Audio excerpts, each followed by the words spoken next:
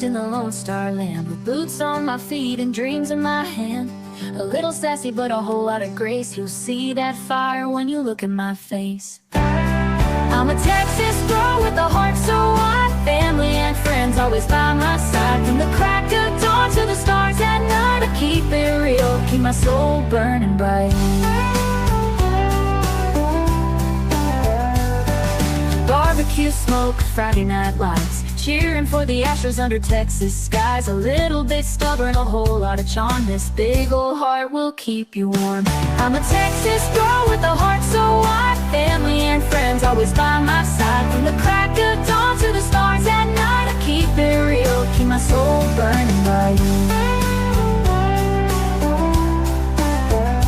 Barbecue smoke, Friday night lights, cheering for the Astros under Texas skies. A little bit stubborn, a whole lot of charm. This big old heart will keep you warm. I'm a Texas girl with a heart so wide, family and friends always by my side. From the crack of dawn to the stars at night, I keep it real, keep my soul burning bright. From the bluebonnet fields to the city streets, every step I take feels like home to me. With a little sass and a lot of pride, this Texas girl's got nothing to hide. I'm a Texas girl with a heart so wide, family and friends always by my side. From the crack of dawn to the stars at night, I keep it real, keep my soul burning bright.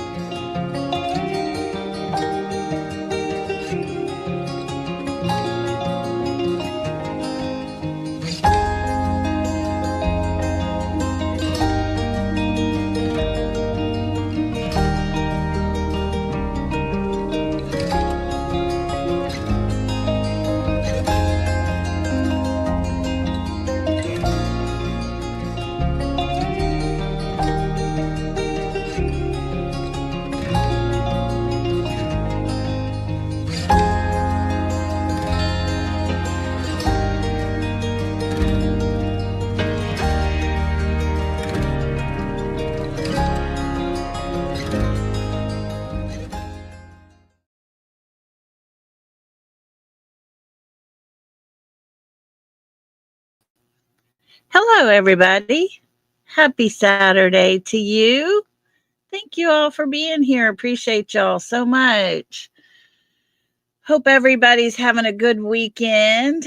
I have been busy cleaning and doing some laundry, feeding the goats, feeding the dogs, all the things. But welcome, everybody. Y'all come on in. Let's say hello. Hello, beautiful queen. Oh, looky there. Thank you so much, queen. You are so sweet and precious. I appreciate you so much. Here's you a little happy dance.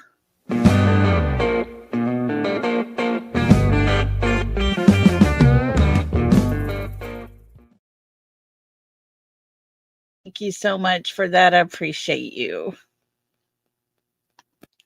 Let's see, Miss Rhonda, hello. Me and you, hello. Let's see, Miss Kathy.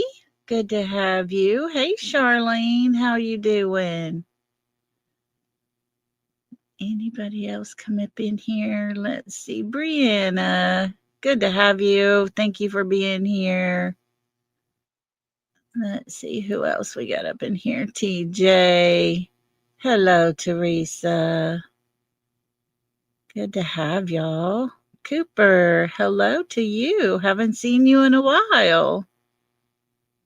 Hello, Miss Erna, all the way from Belgium. Oh, goodness. Thank you for being here, Miss Erna. And hello, Patty. Let's see, who else we got in here? Hey, Retha, good to have you with us today.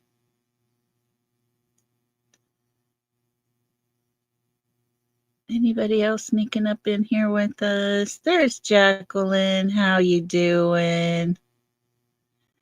Come on in. Come on in. Hello, everybody. Well, thank y'all for hanging out with me today on your Saturday.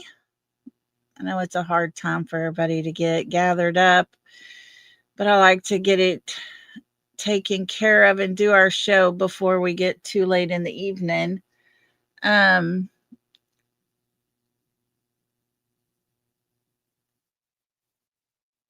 know.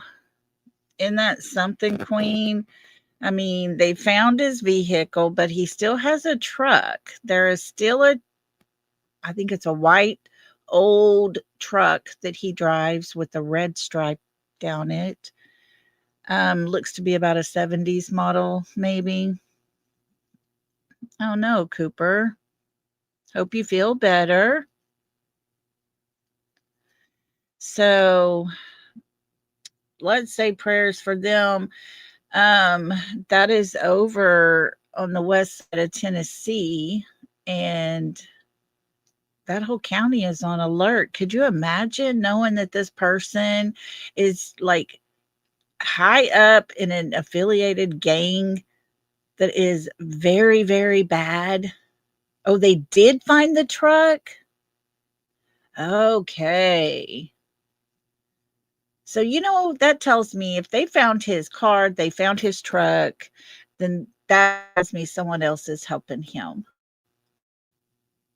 So, I don't know. He is in a gang. He has people that are, going to be there for him. Rita says, nope. I hope he stays in the woods. I tell you. Oh, I couldn't imagine the people that live around that area. Yes, he is out on bond, y'all. He should never have been allowed to get out of prison to start with because he attempted to unalive someone while he was locked up. And yet he was having drugs brought in and selling, inside the prison there. He's up on all those charges. He was due back in court. Do they think he was going back? They should have done all of that and kept him locked up. Yeah, He should have never, ever been allowed out on bond at all. You have to question some of these states that are doing this because of my state attempted M, you get no bill. There you go. I know, right? Watch my words, watch my words. But yeah, good old Tennessee. It's just sad because think about it. Had this man still been locked up waiting for his court date, these 4 people would still be alive. That baby would still have her family. Yeah, Aretha, some say they'll never go back. Okay. I did look, and from the pictures that we have, me and you, from earlier in this, they did not match. The trailer part of it did not. Yes, Cooper, the guy that unalived the 4 people, the mother, the father, the grandmother, and the uncle, and then left the baby in a yard in the car seat. And he's connected to the family because he's dating the mother's sister. It's sad. Whatever possessed him to do that, I have no clue. I don't know what the beef was, but that's just unacceptable that he got out for attempting to already do that within the prison system. It's crazy. Right, TJ, nothing like walking out and all of a sudden you got a baby in your yard. You thought the stork must have screwed up. Oh, yeah. I'm telling you, I'm just thankful he at least let that baby go and let that baby stay living, because he very well could have took out the baby as well, but the baby could not identify him. She was so young, so thank goodness. It is a very crazy place to be living, a time to be living right now, isn't it, Retha? There are people that just they don't care. There's evil in people. Evil. And see, now they're saying, yeah, now they're saying he's an ex-boyfriend of the girl. There's some Facebook page where they have them as married. And I'm just not sure about all the details with him. He's sketchy, I'll tell you that much. He has spent more of his lifetime locked up than he has being free. So you have to, Retha, you have to lean on your faith, because that's the only sanity we have. Hey, Lisa King. Hi, Holly. Y'all come on in. Welcome, welcome, everybody. You know, Texas has that 3 strikes and you're out, but it doesn't always work out that way. I just don't understand it. If you're going to implement that, then do it. Yeah. Yes, Teresa, that poor little girl's going to have to grow up without her parents and finding out when she's older what he did to them. Yeah. So sad. The mother and the dad that were unalive there in Arkansas, and those 2 girls, they'll have to live their life remembering the last time they were with them. And it's just very, very sad. And I'm not so sure in the whole Arkansas Devil's Den case that those 2 girls weren't the target, possibly. I think maybe he thought if he could get the mother and the father to where they couldn't stop him, he would have took the girls, but the mother's instinct must have kicked in, and she made her babies okay and safe and went back to help dad. That's a true mother's love right there. And those poor girls, man, they've got a long road ahead of them because they saw the attacks happening. They heard their mother's screams. They said they ran until they could not hear their mother scream anymore. I bet you they still hear that scream when they get still at night and close their eyes. Poor little babies. This world is a crazy place. Hey, Narita, good to have you here with us. Thank you for being here. Um, so today we're gonna, what happened? What happened? What could have happened? What is going on with Sebastian's case? Where could he be? What could have happened? What the heck happened to this young man? It's the number one question. Where's Sebastian? I'm not sure if a lot of you are familiar with Reverend Donna Seraphina, but she has in many, many, many cases done her readings and has hit it right perfect. The Lori Vallow case, her two children, nobody could find them. She said they were somewhere, and that person said, no, I don't have them. And then next thing you know, she's over in Hawaii, not talking to anybody or answering questions or anything. But it was Reverend Donna who did her reading and told police exactly the condition of her daughter, where to find the little boy, the clothes they were wearing, everything. She got Suzanne Morphews on point too. And listening last night on Brittany J's channel, she had Brian Kohlberger nailed as well. She even said where the knife would be hidden at.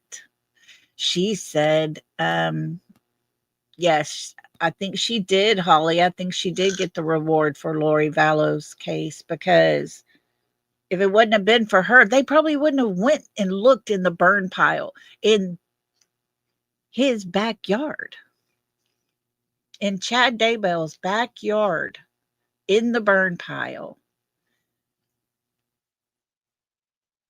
And then a few feet away, not far from that burn pile, where that sweet little boy was at, was his sister.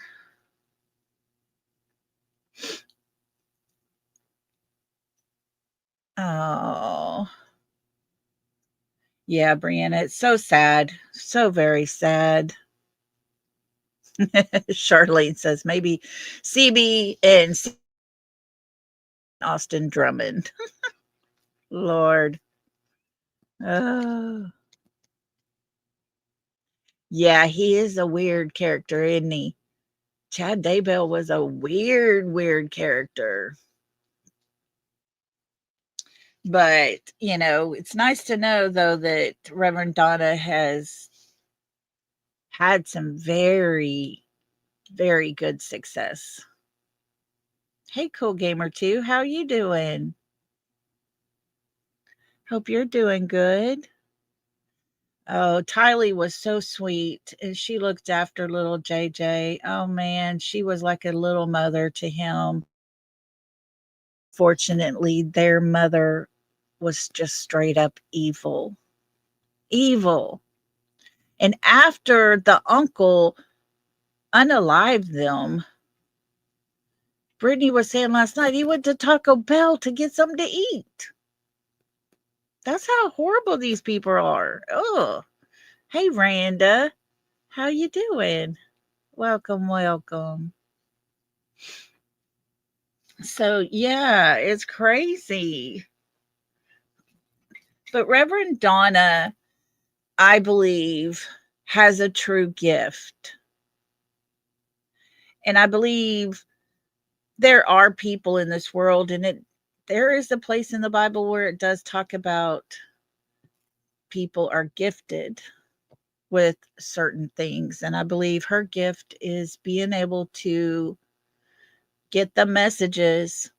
And I don't mind listening to her because, and I'll tell you my reasoning behind it, because she uses her gift for good.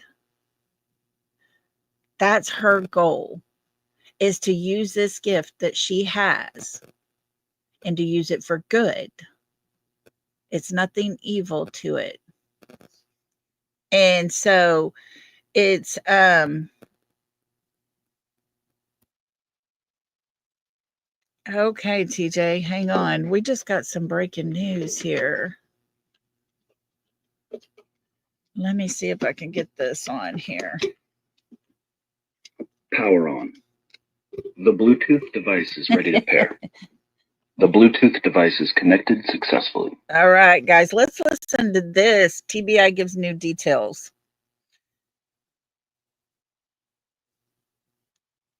Still looking for a man suspected of killing 4 people and abandoning a baby in West Tennessee. Officials say Austin Drummond should be considered armed and dangerous, and he could still be in the state. You can see him right there on your screen. This afternoon, the Tennessee Bureau of Investigation posted a photo of a truck found in Dyer County. Yesterday, officials held a press conference to give the latest updates on the case. They say if you see the truck on your screen, to call authorities immediately. They also ask people to look through their camera footage from Tuesday morning for any sign of Drummond or this truck. 4 family members, ranging in age from just 15 to 38, were found dead in a wooded area Tuesday.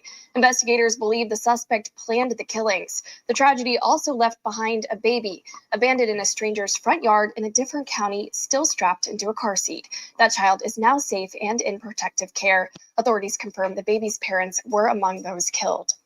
Wow. Bless it. Poor baby girl.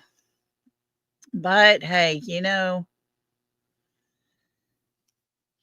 poor baby girl. Let me get my voice off of there. There we go.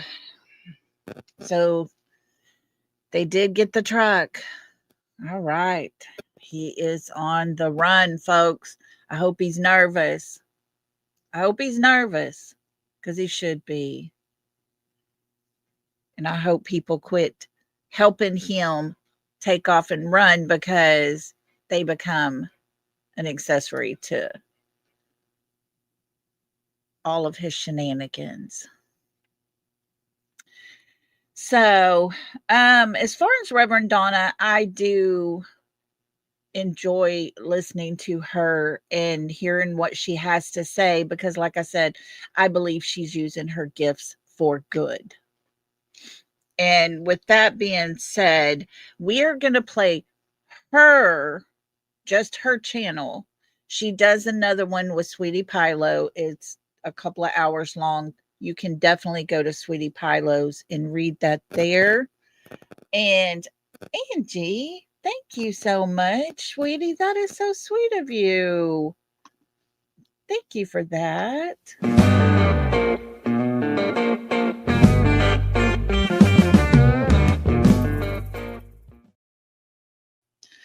Thank you, Angie. That is so precious of you. Thank you. And oh, you're so sweet. Thank you for those kind words. But we are going to listen to just the version that Reverend Donna herself does. She usually does not do a just prompt to, hey, let me tell you, this is what I'm learning. This is my reading. This is what I saw, what I got. Usually she does it with with Sweetie. And they usually do this together kind of thing and talk about all the stuff.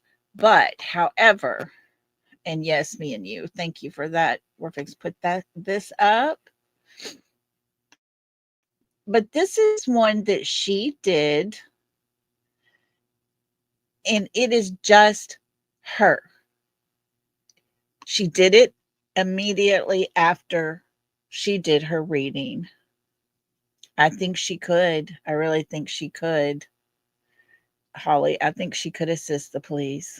But yeah, I don't think they want her assistance. That's the bad part. Okay, so we're going to do this under copyright, fair use. We got a little copyright up there. Put a little bit of music in the background just to cover ourselves.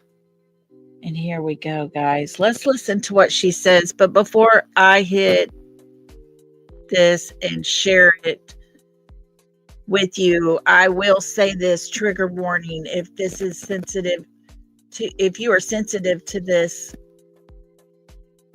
please, please, please be prepared. Step away for a little while, whatever it is you need to do. I understand, but this is going to be rough. So here we go.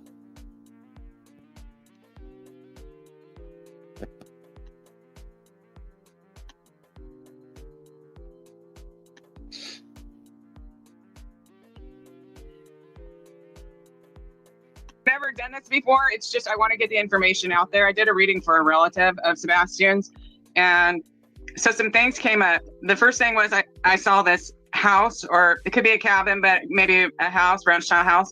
And I remembered, you know what, I saw this in my other 2 meditations that I've never even listened to.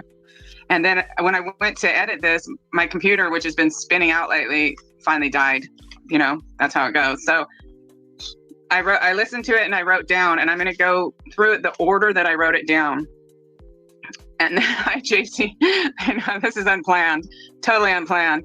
If anybody watching this, and in the future, anybody watching this, if you want to join my Facebook group to try to sleuth some of these clues, then please do. It is the same name as this channel. Okay, I know. I can't even do it. I can't even edit it. I have no computer now. Can you believe that? But I do have a cell phone, so more than one way to skin a cat, right?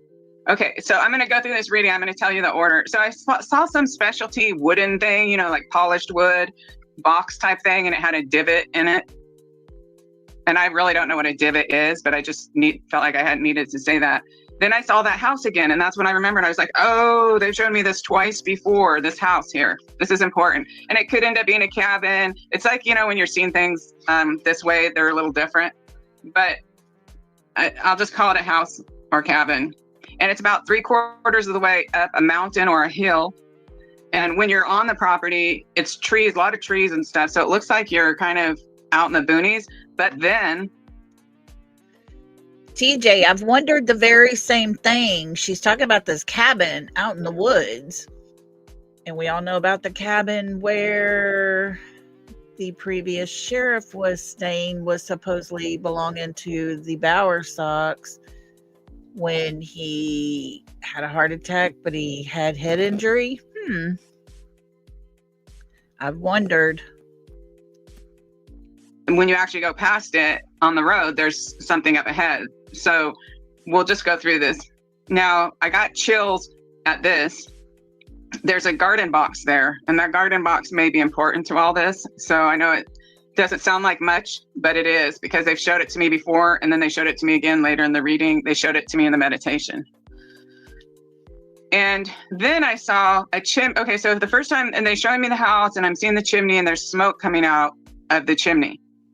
But then they show me just a chimney with smoke coming out, and I'm like, okay. But then the third time they show me a chimney again with smoke coming out, and I'm thinking, could they be talking about the Smoky Mountains? So I don't know, though. I don't know. But I just know that they kept showing me this chimney with smoke coming out. I felt like the house was probably ranch style. It could have a second story, but if it did, it's probably a slanted roof, like, you know, angled. But either way, I mean, it just looked middle class. It wasn't ritzy, and it didn't look like it was falling apart. I also saw maple wood related to it, and I wasn't sure if they were showing me the maple wood because to help me date the house, like between the 40s and the 70s. That's kind of why I thought, oh, this is probably between the 40s and 70s when that kind of wood was popular. It felt to me like the outside of the house that it didn't have, like they made it look wood, even if it was painted, made it still look like wood or something like that. And then from the house, I'm standing there and I can see up to the top of the mountain, and I'm thinking, oh, I see the mountain ridge. Does that mean anything? It could mean that the house is about 3/4 of the way up this mountain or up this hill. It could mean that there's a ridge name around there. You know, like I'm saying, everything can mean something. And you figure out what it means. So you can email me too. If you have clues and you're not the group type, you don't want people to know who you are, feel free to email me at that address there. Oh, house, the property I saw a stable or a small barn. And then after that, they showed me the flower called honeysuckle.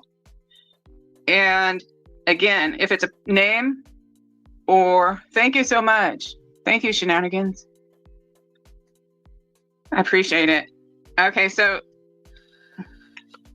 a honeysuckle flower, those white flowers that look like a horn.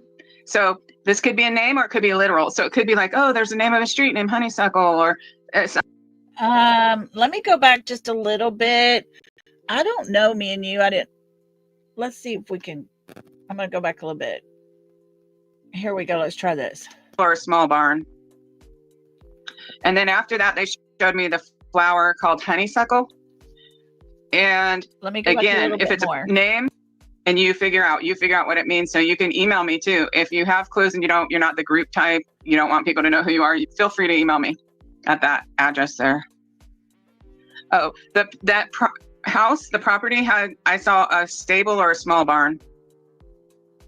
And then after that, they showed me the flower called honeysuckle. And again, if it's a name or thank you so much. Thank you, Shenanigans. I appreciate it. Okay, so a honeysuckle flower, those white flowers that look like a horn. So this could be a name or it could be literal. So it could be like, oh, there's a name of a street named Honeysuckle, or somehow this plays into it. Or it could be, I did see like this mailbox out there and it was like all decorated. Maybe it has honeysuckles all around. Like, I don't know. All I know is they showed me a honeysuckle. And then they showed me the curved road, and that curved road is like there for sure. Thank you, all that glitters. I appreciate that. So for sure the curved road is there, because I mean, if the road goes like that, then their house is at the curve. It's on the curve. And again, it goes sideways to the road. Okay. Let me just go back and remind everybody, there was a video we watched not too long ago that had the curve in the road, and right in the curve was the trailer sitting sideways to the road. It was the trailer that had a car trailer with a gray car sitting up on it. Do y'all remember that? If I'm not mistaken, that was Honeysuckle Road. We'll have to go back and look at that.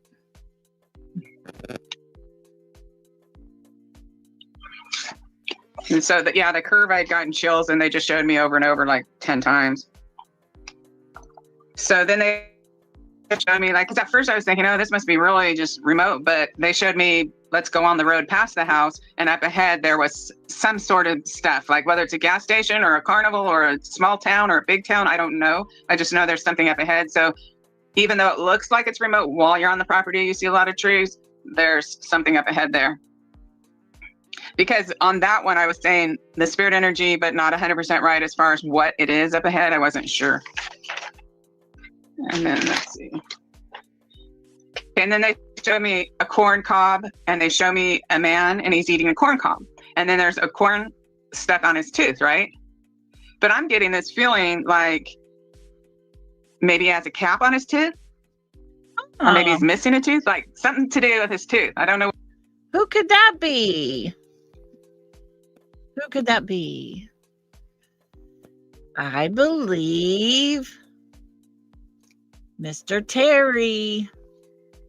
Mr. Terry Bowersocks. Very, very, very, yes, very obvious on that one.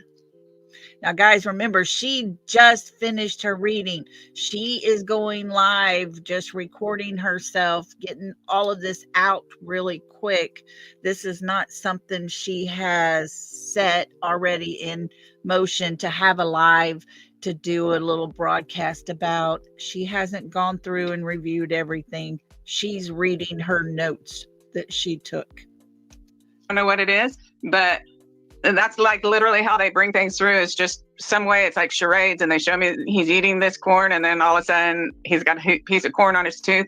But really, I would guess, and again, that's the interpretation part, because it could be someone else knows something where that makes more sense, like the corn cob. But someone look for that.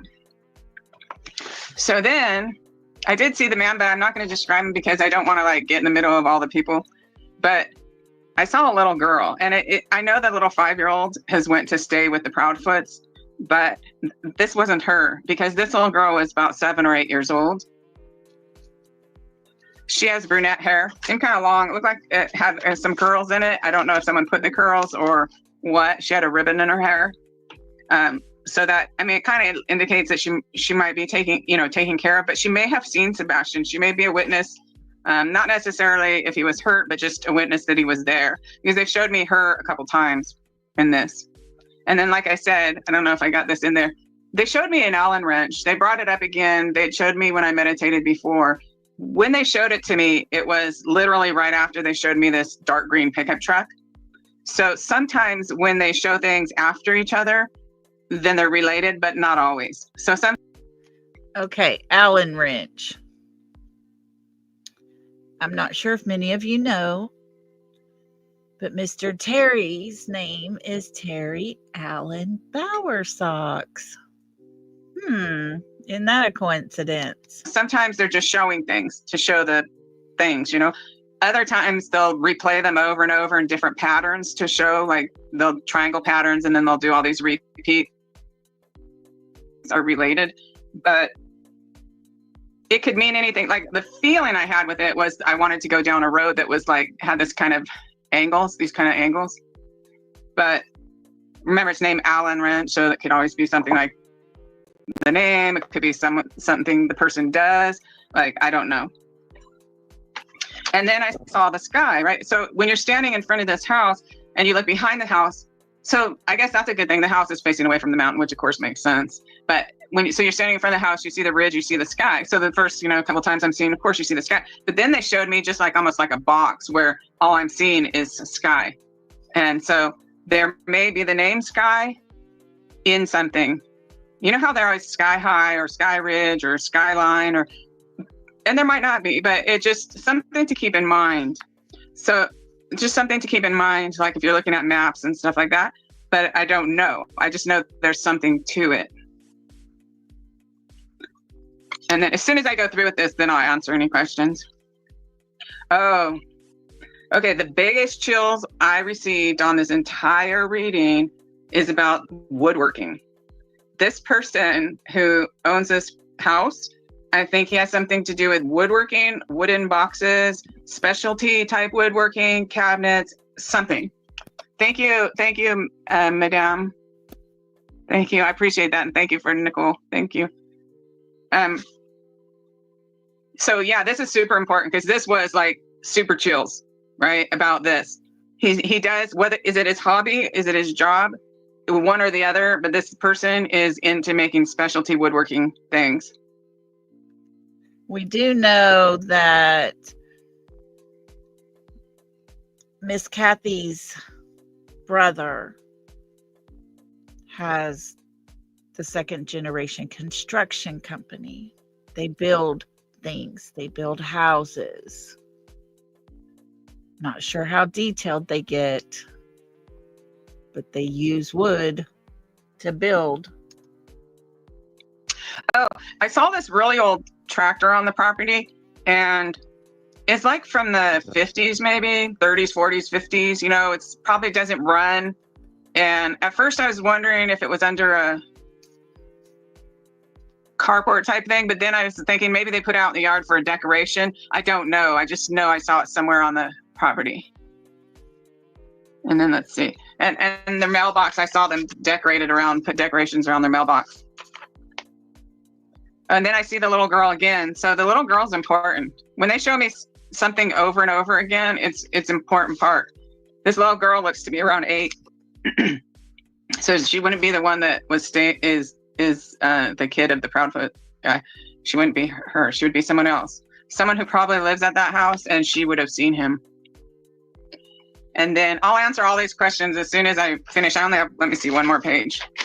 And again, important. If you're looking at maps, if you're trying to look this up and you look at maps, the house is sideways to the road.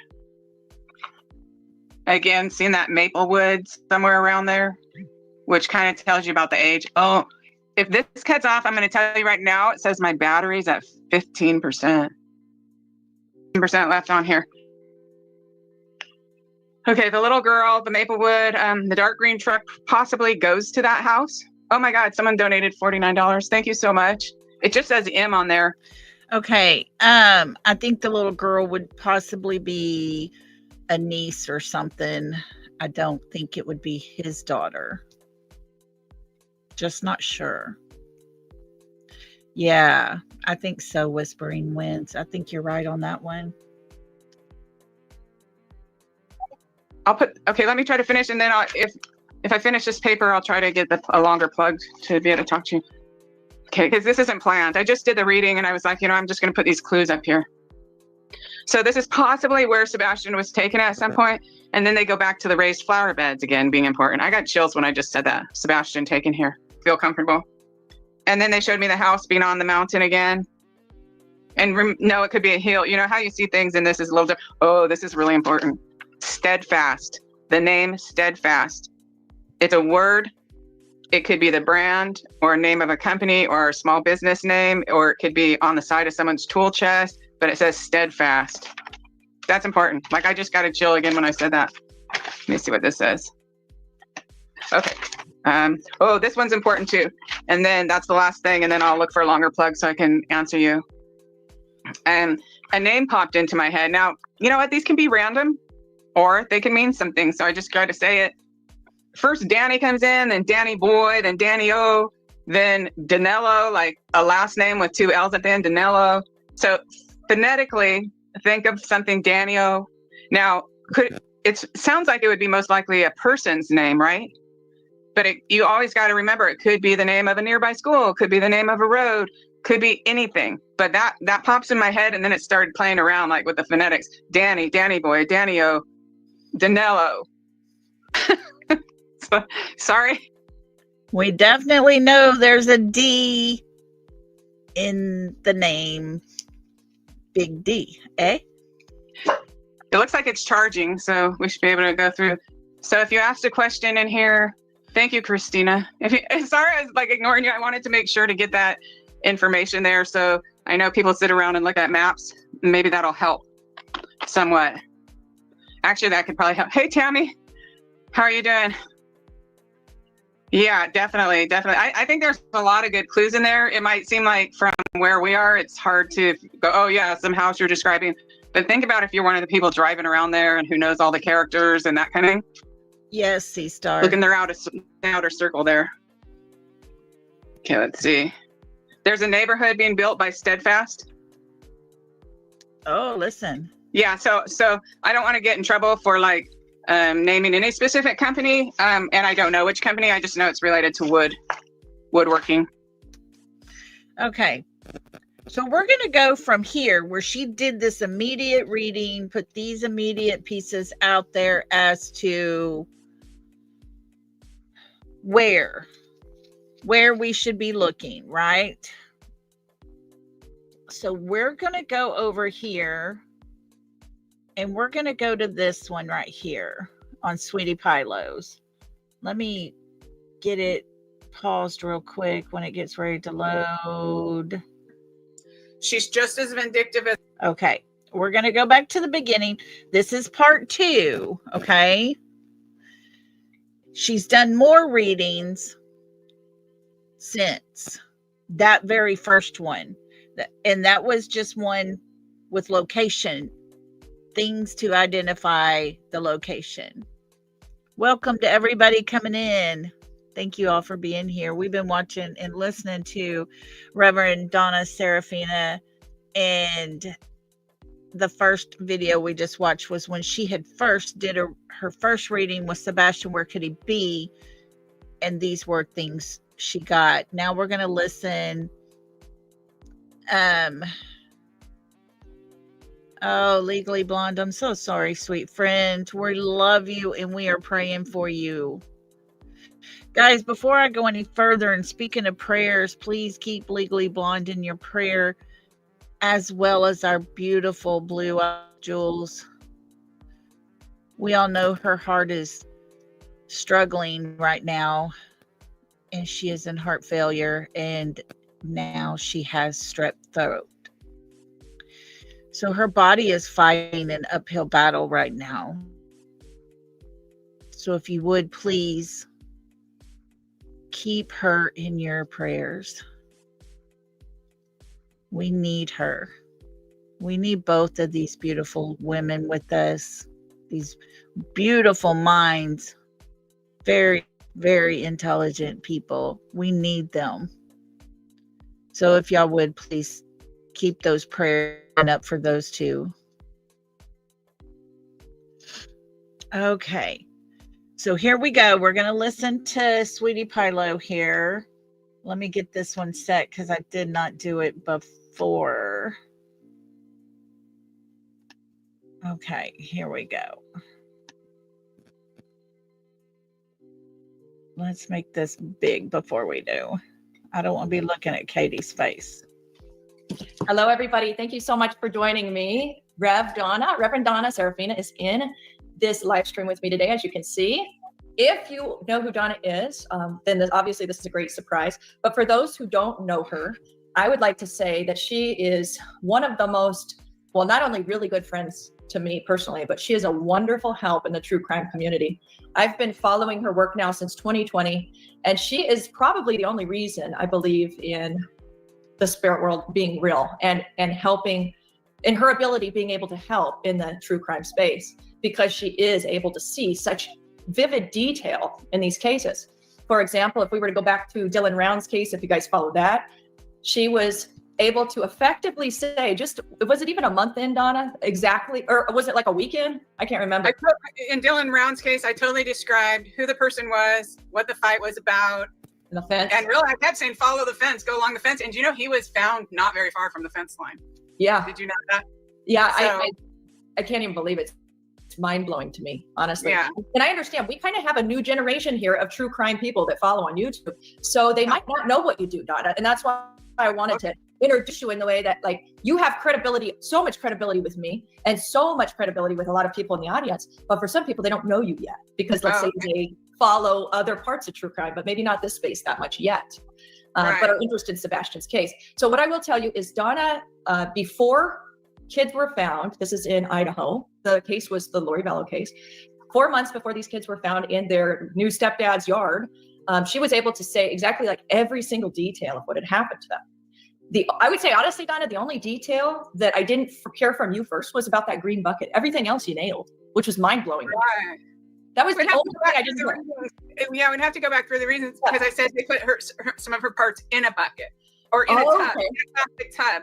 But then they said it was a green bucket specifically. So yeah, I know sometimes I want to go back through like every single statement and see which can be confirmed. But I think I would need help to do that because I think I made around 1,000 statements. I mean, it's just so extensive. And when I go into it, at some point, my brain starts getting traumatized and the PTSD or whatever just shuts me down. So sometimes I do want to go through that case specifically because I really, really gave it my heart and soul. You did. And I would love to do that with you sometime because I'm telling you that case is what pulled me into your work. I just couldn't believe the level of detail that you got right. And I know I'm not alone in that. A lot of people in the comments, they remember exactly what happened. and how you saw these details so many months before anybody knew anything. And then when the kids were actually found by the FBI, all the details you ever said were confirmed. So it's like instant, truth, like verification that what you said was not BS. And you said it at a time when nobody would have believed you. So yeah, they thought I was crazy. A lot of people came back to apologize afterwards. They just thought I was insane. I'm talking about this girl having her leg chopped up. And the thing about the readings that is really the most important too, after all is said and done, is that there's at least 10 or more readings that have timestamps from before the remains were found that are verified afterwards. And like you told me, you believed once your life was over, it was over, you go back to dirt or whatever. Yeah. Whoa, C-Star says Maplewood, one of the early communities north of Nashville. Google it, y'all. Oh, good catch, C-Star. Good catch. Thank you for that. That's huge. Oh my goodness. We need to remember that. Definitely worth checking into, huh? I had like a couple thousand letters from people who said, basically, I was an atheist. They start out, I was an atheist. And I'm like, oh, I love these letters. I love these letters. I have reached more people from that case alone, proving the afterlife, than I ever would have just in 20 years giving messages at church. I mean, thousands of people have witnessed it. The readings have the lowest ones have around 100,000. Some have a couple 100,000, and they prove the afterlife. They literally, because of the date stamps on YouTube, people know the afterlife is real. And they also know. Wowza. Maplewood was located on Gallatin Pike on 1,400 acres. Gallatin. Oh, like where Mommy and Daddy Bowersox lived? Yeah, good catch. Good catch. That's amazing. Thank you for that. Way to go. See, it takes all of us, guys. It takes all of us. Oh no, Jenna. Hope you're doing better. Oh my goodness. Wow. That is amazing, Jenna. You take care of yourself and you rest and do what the doctors say. I hope you get to feeling better. Y'all keep Jenna in your prayers as well. There is nothing new still. You have not missed anything, really. We're listening to Reverend Donna and her readings on the Sebastian Rogers case. Well, C-Star, that's the thing. You don't know. And we have people around that area that maybe we can reach out and say, hey, go check this area out. Check these little things, these details. Maybe there's something to it. Who knows? No, I think it would be good if all murderers knew, like if East Idaho News, the Mormon-owned newspaper that controlled this, if they had been willing to not only have the true story out that proved the afterlife, but it also shows murderers that the dead can speak. Yeah. People who have been murdered can still come back and relay who did it and what happened to them. And that can help on cases. And I think that would also help less murderers. Some murderers, people tell themselves they can get away with it, but some murderers might think twice if they realized it was true. Absolutely. I know. I agree. And in this discussion today, what we're going to go over is her reading that she did. This would have been early June, right, Donna? Like June. I think it was June 9th. The one about Sebastian? That's Sebastian Rogers, yes, because the details that you saw in that one are very interesting, in my opinion. Okay, so I uploaded that June 9th, and so I either did it, I think that was the same night. I did that for Seth's sister. Yes. Seth Rogers, the father of Sebastian. So his sister asked me, let's do a reading. And so if anyone from the family wants to do a reading like Seth's mom, it's free. I'm not charging for that. Right. So that was June 9th. I uploaded that. Okay. Are you ready to get into the details of it? Let's do it. Okay, awesome. So how would you like to go? Do you want to go over your transcript, Donna, or do you want me to just Sure. Do you think I could just briefly review my notes from? Yeah, please. That would be great. Yeah. Okay, so about an hour and a half ago, I thought, okay, I'm going to get ready kind of. And then I thought, I had watched a few YouTube videos and saw there wasn't much new on the case. And I decided to listen to Chris Proudfoot's ex-wife, Nina's interview again. There you And, go, I mean, suffice to say, I was just really angry. And I think some things stand out because not only am I a psychic medium, I have a bachelor's degree in criminal justice. I've worked in an institution and as a social worker at juvenile parole. And as well, I volunteered for 8 years at Families and Friends of Violent Crime Victims, helping families of murder victims. And so I do know also a lot about criminal justice, and criminal psychology in particular was important to me. And so there's some factors that I was just, picking up about Nina and what she was saying. And to look at, is this family capable of actually murdering Sebastian? And I'm not accusing them of that. I'm just saying, are they capable? Okay, they're violent, they're vindictive, they're manipulative, and there was something coming up they wanted to hide. So this is all from other people, not from me. And when you listen to, are they manipulative? They even though the marriage wasn't going to be working, Seth and Chris Proudfoot's mother, what's her name? Hold on. It's going to come to me. What is her mom's name? Or his mom's name? Kathy Bowers. Robin. She comes out with her brother. So everything they do shows their whole family works in conjunction on these big plots. Wait, I said that wrong. Let me, I want to fix what I said. I thought you were asking who Seth's mother is. No, Chris Proudfoot's mother is Kathy. Is that what you're asking? Kathy Bowers, correct. Her brother, Bryant Guy, the father of, what's the kid's name? What's Bryant Guy's son's name? Who's son? Danny Guy. Danny. Well, that's interesting to note. Okay, Yeah. So anyways, so Kathy Bowers comes out to California with her brother, and they lure Nina back to Tennessee, where they promptly take her baby from her, attempt to steal her.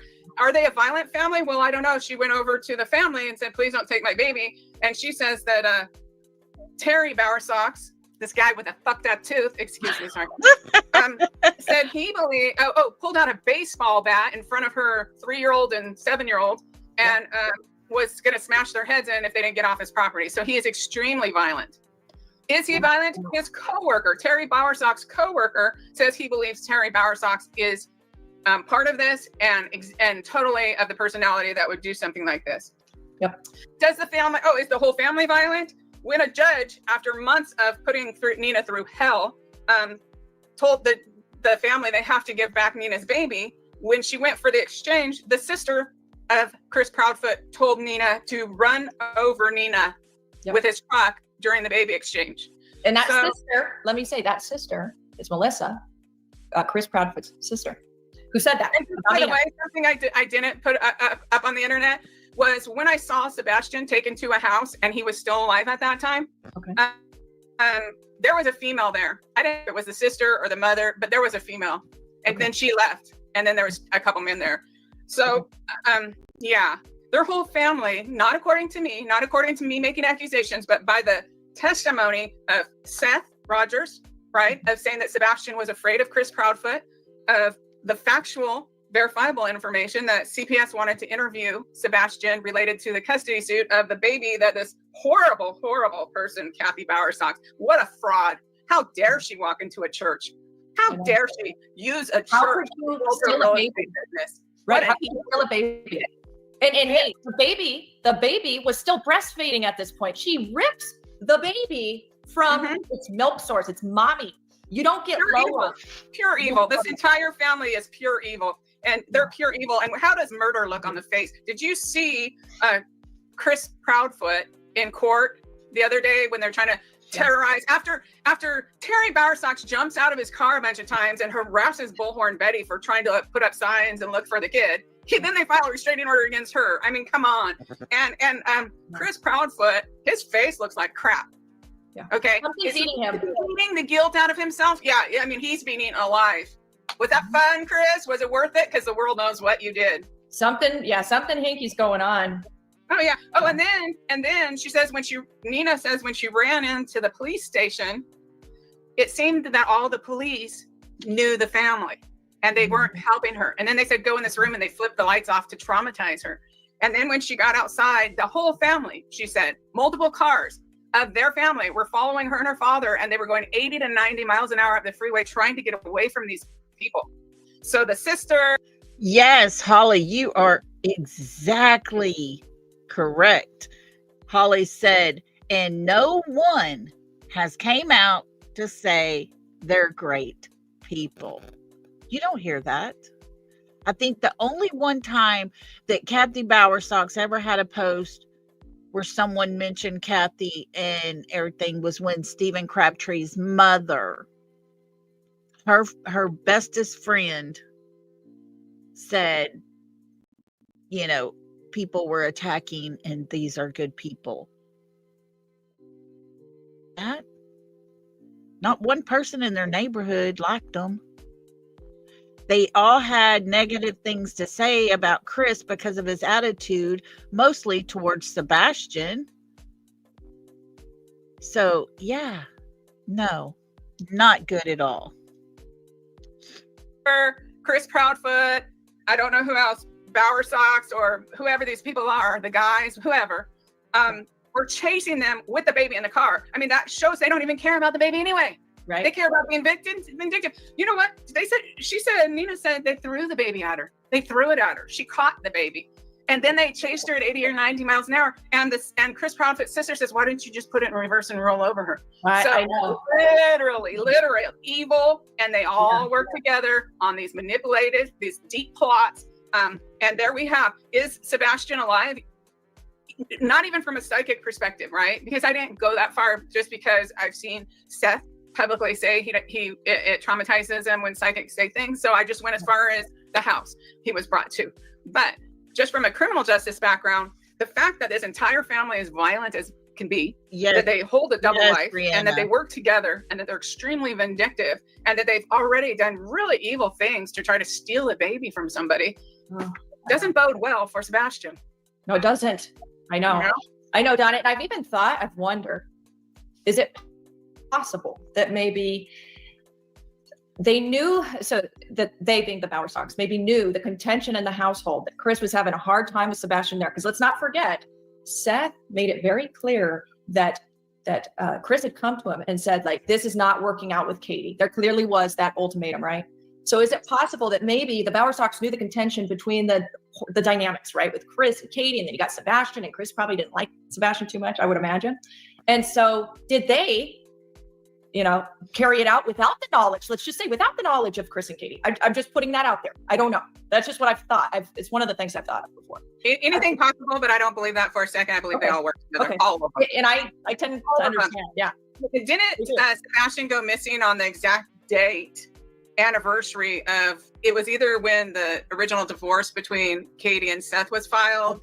That, yeah. I mean, there's only a 1 in 365 chance of odds of this boy going missing on the anniversary of Seth and Katie's, whether divorce or restraining, or I don't remember. It was an important pivot in the relationship between Seth and Katie, and Sebastian just happens to disappear on that day. Why aren't the judges in Tennessee ordering them to produce Sebastian, just like the judges in Idaho ordered Lori to produce her kids? Well, I think they've got it sewn up. That's why. Right. Because they have money, and because they're friends with the cops, because she's probably sold a bunch of cops real estate. I mean, there's something going on in that town. It sounds like, if you listen to Nina, it's why did the judge even order Faith to be put back in that house when Sebastian was missing under suspicious circumstances? It's really bad. It's really, they said, there's no evidence he was ever forcibly removed or left on his own. Don't have evidence. Well, have they tried? Have they, oh yeah, they did. They said they raided Danny Guy's house and took his computer. Apparently, Danny Guy is Kathy Bowersox's nephew, who I'd never heard of before my reading. I didn't know their family. I didn't know Mr. Popcorn Tooth, and I didn't know the nephew. Okay, but I love Miss Reverend Donna. She is something else, isn't she? Guys, the whole raid of Danny Guy's house and got the computer, the laptop computer with all the stuff on it. In my opinion, law enforcement did that because their names were in that registry. I honestly believe it. I did Whispering Winds. Yes, I did. I did watch it. Very good. Thank you for that. I'll be doing some checking on that. Yeah, popcorn tooth. But I do believe the whole raid with Danny Guy's home and them taking the laptop was more of a protection for them. More of a protection from each of those law enforcement officers that attended the poker parties, and all names and amounts and dollar values and everything was registered in that laptop, which gambling in your state without a license is illegal. From what I heard, see, I work on a lot of cases, so it's just like people are always contacting me for help. And so I'm not able to sit there and dissect every single case. But I heard they went and had a warrant and took his Danny Guy's computer, and that Chris and Katie were there the night before, and that someone punished Sebastian because he went on the computer or did whatever they didn't want him to do. Right. Oh, and another thing, Nina said Chris Proudfoot, when her daughter was only like 6 or 7, Chris Proudfoot decided he wanted to cut her nails, and she pulled away, and he just backhanded her hard enough that broke her lip. So would this man known to beat Sebastian with a belt and make him sleep out in the garage and all these things, you think he's going to keep him alive somewhere? Maybe they so, hated Tina. him. That's how it would appear. Yeah, I agree, Donna. I hope he's alive somewhere. It would be really nice if Katie had a friend somewhere that's willing to take on a 15-year-old autistic boy who would be surely having outbursts. The odds of that on the criminal justice level are very slim. I agree. Those odds are very slim. Holly, yes, that happened early on, and we learned that from Terry Lynn, actually. She talked about that. She's the one that told us about the poker party. She's the one that explained to us that on that Friday night prior to Sebastian going missing, that Katie and Sebastian were there, and there's rumors that Mr. Chris was there as well. So I don't know, but supposedly Sebastian got in trouble because he got onto the computer, the laptop computer. And of course, we've heard not one word about this poker party that happened regularly at Danny Guy's house with thousands of dollars being passed here and there. All of it registered into this laptop. And yet there's nothing that came out of that. For me, in my opinion, that says they took that laptop because their names was in it. But it happens. I mean, it does happen. So, you can pray until the end. But it's just infuriating, and this family is pure evil, in my opinion. Pure evil.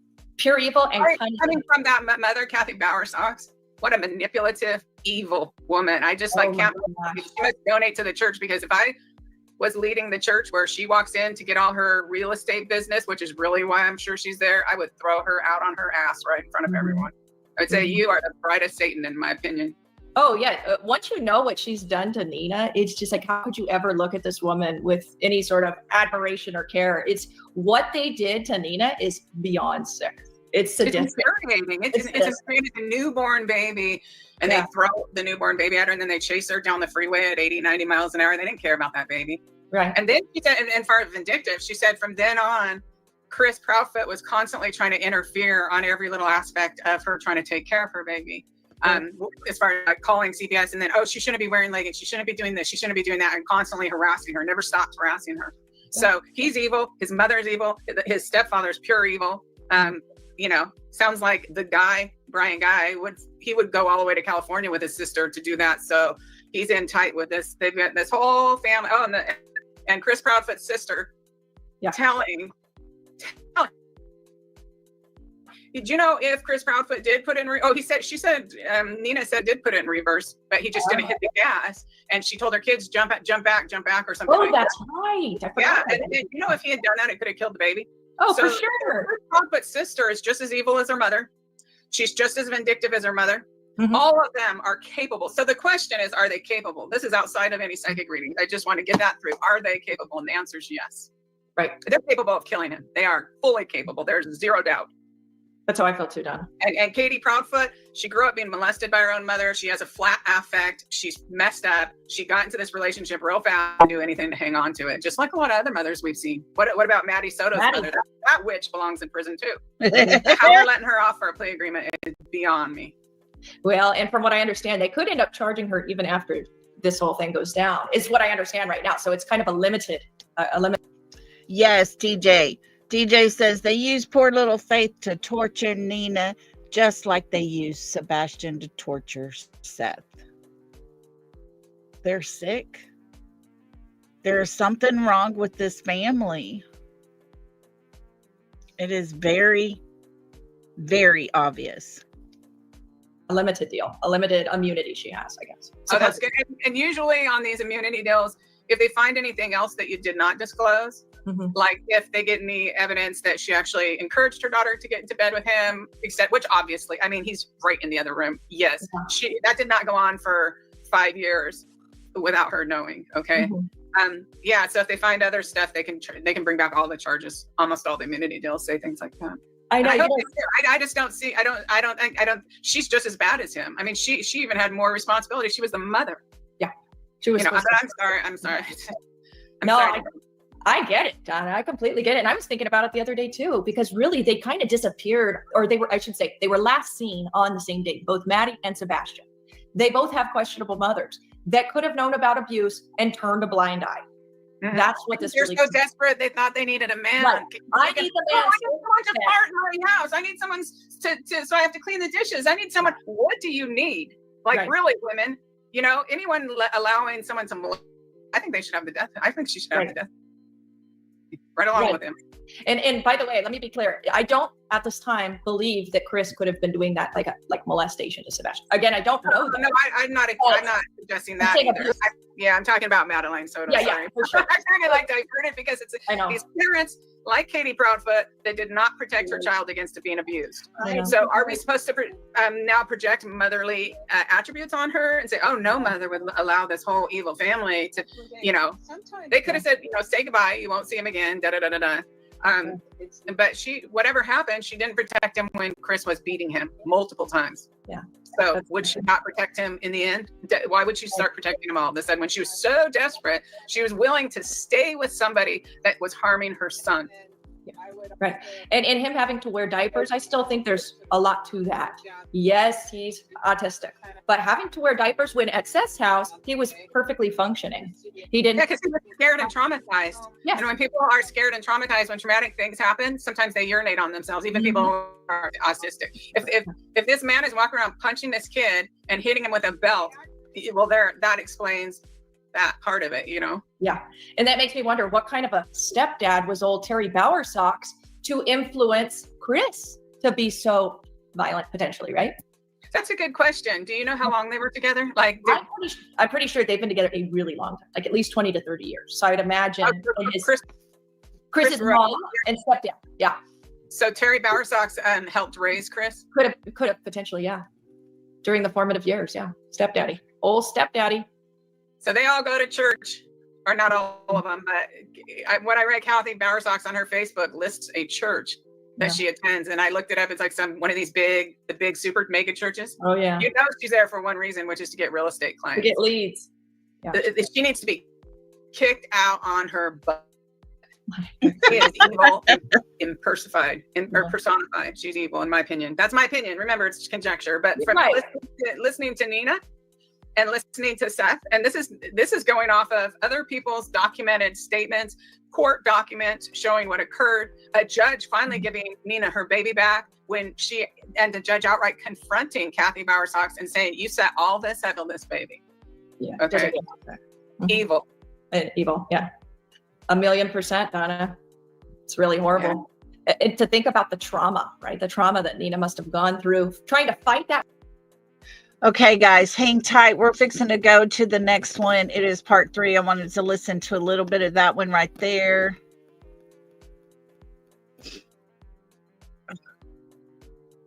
Okay, this is once again, this is a third part of Sweetie Pilo's and Reverend Donna's. This is the description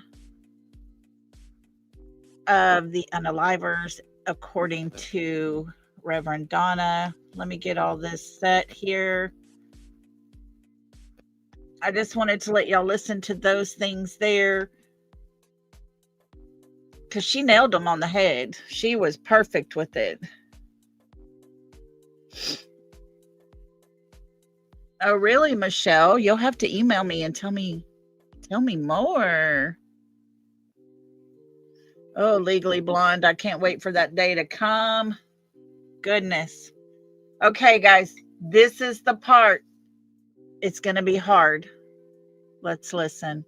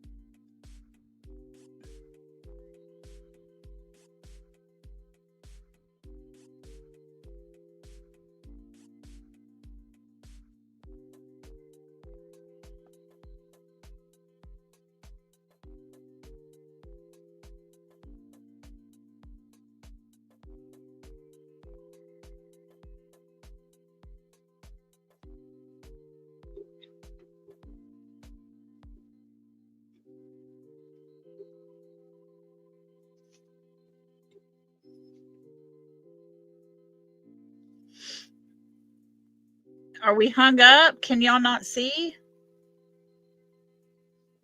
Hello? Can y'all hear me?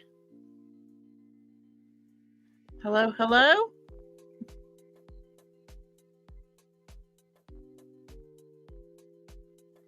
Hello?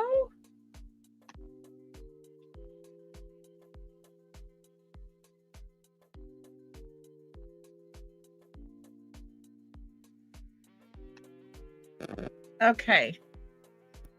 Let's try this. Can you see this?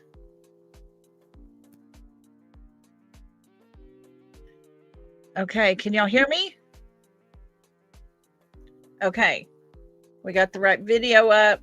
I don't know why I didn't switch over. Okay. Here we go. I mean, with Seth Rogers and the father of Sebastian, and he's been looking for his son, just running himself. You could tell he's devoid of energy and just very depressed. And I just felt, I mean, I feel like crying even though I identify with the sadness, and I'm very, very sorry that he's in that position. And even worse when other YouTubers make up gossip just to get clickbait, you know, clicks and baits and this and that. Although, you know, on the other hand, even though it's such a horrible thing, I can't even say, it's kind of sickening, but it does keep the name out there. But still, it's just, I mean, I think it goes a little over the edge when a person is truly looking for their missing child, and people are just trying to tear their lives apart. You know, it's just uncalled for. You're right. And, you know, there's an important point to make about all this. And that is, if Seth was such a Chester the molester, why would Katie have left her son with him in his custody? every other Yeah. weekend, right? If you were truly concerned, if he was, let's say, a predator, like certain people allege, she wouldn't have trusted to have her son in his care. Like, Oh, see, and I didn't even hear about that. I heard them Yeah. asking Seth how old Katie was. He said he didn't start. She was over 18 when he started going out with her. Okay. And I think, what is he, about 10 years older, maybe 8 years I believe older? it. Yeah, it's substantial. Like 10 years maybe. Yeah. Yeah. I mean, I think when you're around, like my boyfriend, when I was 21, was 7 years older. I think that's pretty normal. And the fact of the matter is, what does that have to do with who murdered, or Totally. excuse me, why this child is missing? Right. And that, to me, is the focus. But then you don't have segment after segment after segment on a daily basis unless you've got drama and gossip and hearsay. And they're really, some people, and I don't mean the YouTubers, I mean the people behind the disappearance of Sebastian, may be trying to feed out this information to divert attention away from what really matters, which is What? You think so? Guys, it doesn't take a second to realize that one, huh? Distraction, diversions. You name it, it's happening. All to look a different way. Hello to everybody coming in. Thank y'all for being here. which is, in my opinion, seeing the mugshots of Terry Bowersox, Kathy Bowersox, Chris Proudfoot, Katie Proudfoot, and Danny Guy. I think I would like to see a news segment with their mugshots, but I'm not saying they did anything. I'm just saying that's what I would like out of all this. Just tearing some. Can you imagine? I would just tell you, I saw my daughter in the morgue. Her body was blue. She was beaten. She was, in fact, unrecognizable. When they first found her, they couldn't even identify her. The only way they identified her was that they found a purse with her ID like 10 feet away, and there was a tattoo. She had a small tattoo. And even then, I hung up on them, and I just said, she trusts everyone. Probably someone stole her purse. And it was either the cops or the coroner. I hung up on them and went and laid on my bed, just went into shock. And so if you imagine that Seth has been going through this just utter, Seth is a person that moved across the country and rebuilt his entire life so that he could have a relationship with his son. He's a person that has spent his days off building this relationship and taking his son on hobbies and to different things. And it's just like, he's devastated. And will he even survive this? I mean, Sebastian is his life. I know so much. And I worry about his health. I do too. That stress, that constant stress, it's not good for you at all. I do too. Well, I want to say thank you so much for everybody that's here today with Donna and I. And for those who are not familiar with Donna and I, with Donna. So how I became acquainted with Vallow case. Okay, we're going to kind of skip through this here for a minute. Hang tight. If I saw all those visions, how that months, and I mean, it was the scariest reading I ever did about that Tylee. If I saw all those visions, how shocking and the odds of someone really doing that, I would never have even uploaded it. I would have figured it was a trickster spirit or something like that. But because my daughter in spirit, who is in spirit, had brought Tylee to me for help, is the only reason I took that leap of faith and sent that out there. And so originally, that first reading called Tylee Ryan Most Important wasn't even meant for the public. I wasn't even knowing that I was going to have this YouTube channel blow up. It was to send a link to multiple. They didn't even know what state the kids were in. So, and I believe there was Satanism in this Summer Wells case, but I didn't see the actual demons. I just saw the people that are like worshiping Satan. But on the Lori Vallow case, like I saw a demon when they were cooking Tylee on that fire and burning her. I saw a demon go across the yard and go right into Lori. Oh. And I'd never seen anything like. I mean, I've done a couple thousand readings at least, and I'd never seen demonic activity. And I saw actual demonic activity. And like I said, folks, trigger warning. It was so scary. Like if you live, and I started praying. I was so scared. That's how scared I was. And I keep saying in there, nobody would ever do this. Nobody would ever do this, you know, and I had no idea, like, did demons hijack my reading? Like, what's going on? And I started praying, and then I continued the reading. So yeah, and you said, I hope I'm wrong and that they're just at their grandma's house. That's what you said in the reading. And it was like the most exact, accurate, like, my mind is forever blown because of that. And that's why I trust you with these cases the way I do. And I have faith in you that you can, if anybody can figure it out, I feel like it's you. Yeah. I've seen you do it before a number of times, actually. Yeah. And I don't know. I lost my train of thought. By the way, Donna, you look so beautiful. I love your hair and just like, yeah, you look so pretty. Just like Thank you. You know what? My hair finally grew out. I mean, it's not that it was so horrible, but I didn't want it that short. And so I'm happy that it's finally grown out. Great. Awesome. So how would you like to, I'm trying to think of how we can, so for starters, as like a disclaimer, we're going to do our best to not name names, just what you saw. Is that right, Donna? Is that where? That's what we're going to do. And also, I just want people to know, consider this on the level of a dream. These are visions. Right. And then I try to interpret the visions, and they're not always going to be right. I mean, if someone tells you, like one of your friends says, oh, I had this wild dream the other night, and this is what happened in my dream. Consider it that. I'm not making an accusation. I'm not suggesting anybody should do anything. I mean, I have a suggestion for any law enforcement to trace the cell phones of all the 5 people I listed for the entire night. If they took me there, I could walk up and point out where Sebastian's body was. You feel very confident about that, don't you? Well, I he could come walking back in. Okay. Like, so there's this famous psychic, Sylvia Brem, and she was saying some child was dead. And then it turned out, no, he was with a sex offender for the last 9 months. He wasn't dead at all. And then all the media did the rest of her life, after she'd probably helped on over 1,000 cases, was bring up this. Right. Okay. So know that, yeah, on any of these children cases, I would be happy to be wrong. I would be happy for the child to come back. But I think today I'll just talk about what I saw as if that's the mission, because and put that disclaimer over and over and over that this is my visions we're talking about. I'm not making accusations. Right. Yeah, that's a great disclaimer, I think, Donna. Yeah, it's fair to say. Okay, folks, this is going to get a little rough. Please prepare yourself. And just know these are her visions. And unfortunately, she has been very correct so many times. Let's hope this is one time she's not correct. Here we go, guys. Okay, so first of all, first question I have for you. When was the first time you tried to pick something up about this case? Do you recall an approximate date? Something like that. Was it last March that you recall? Oh, definitely. And I had thought I was going to do a reading with Sebastian's father. And then I meditated ahead of time. I got a couple things. And when we started talking, it was more like we ended up talking for about an hour and a half. Okay. So we didn't do the actual reading. Like, I told him a couple things I was picking at, and then within a couple of weeks, I did a reading for Sebastian's aunt, who is Seth's sister. I did a reading for her. And if you remember, that's the day my computer broke.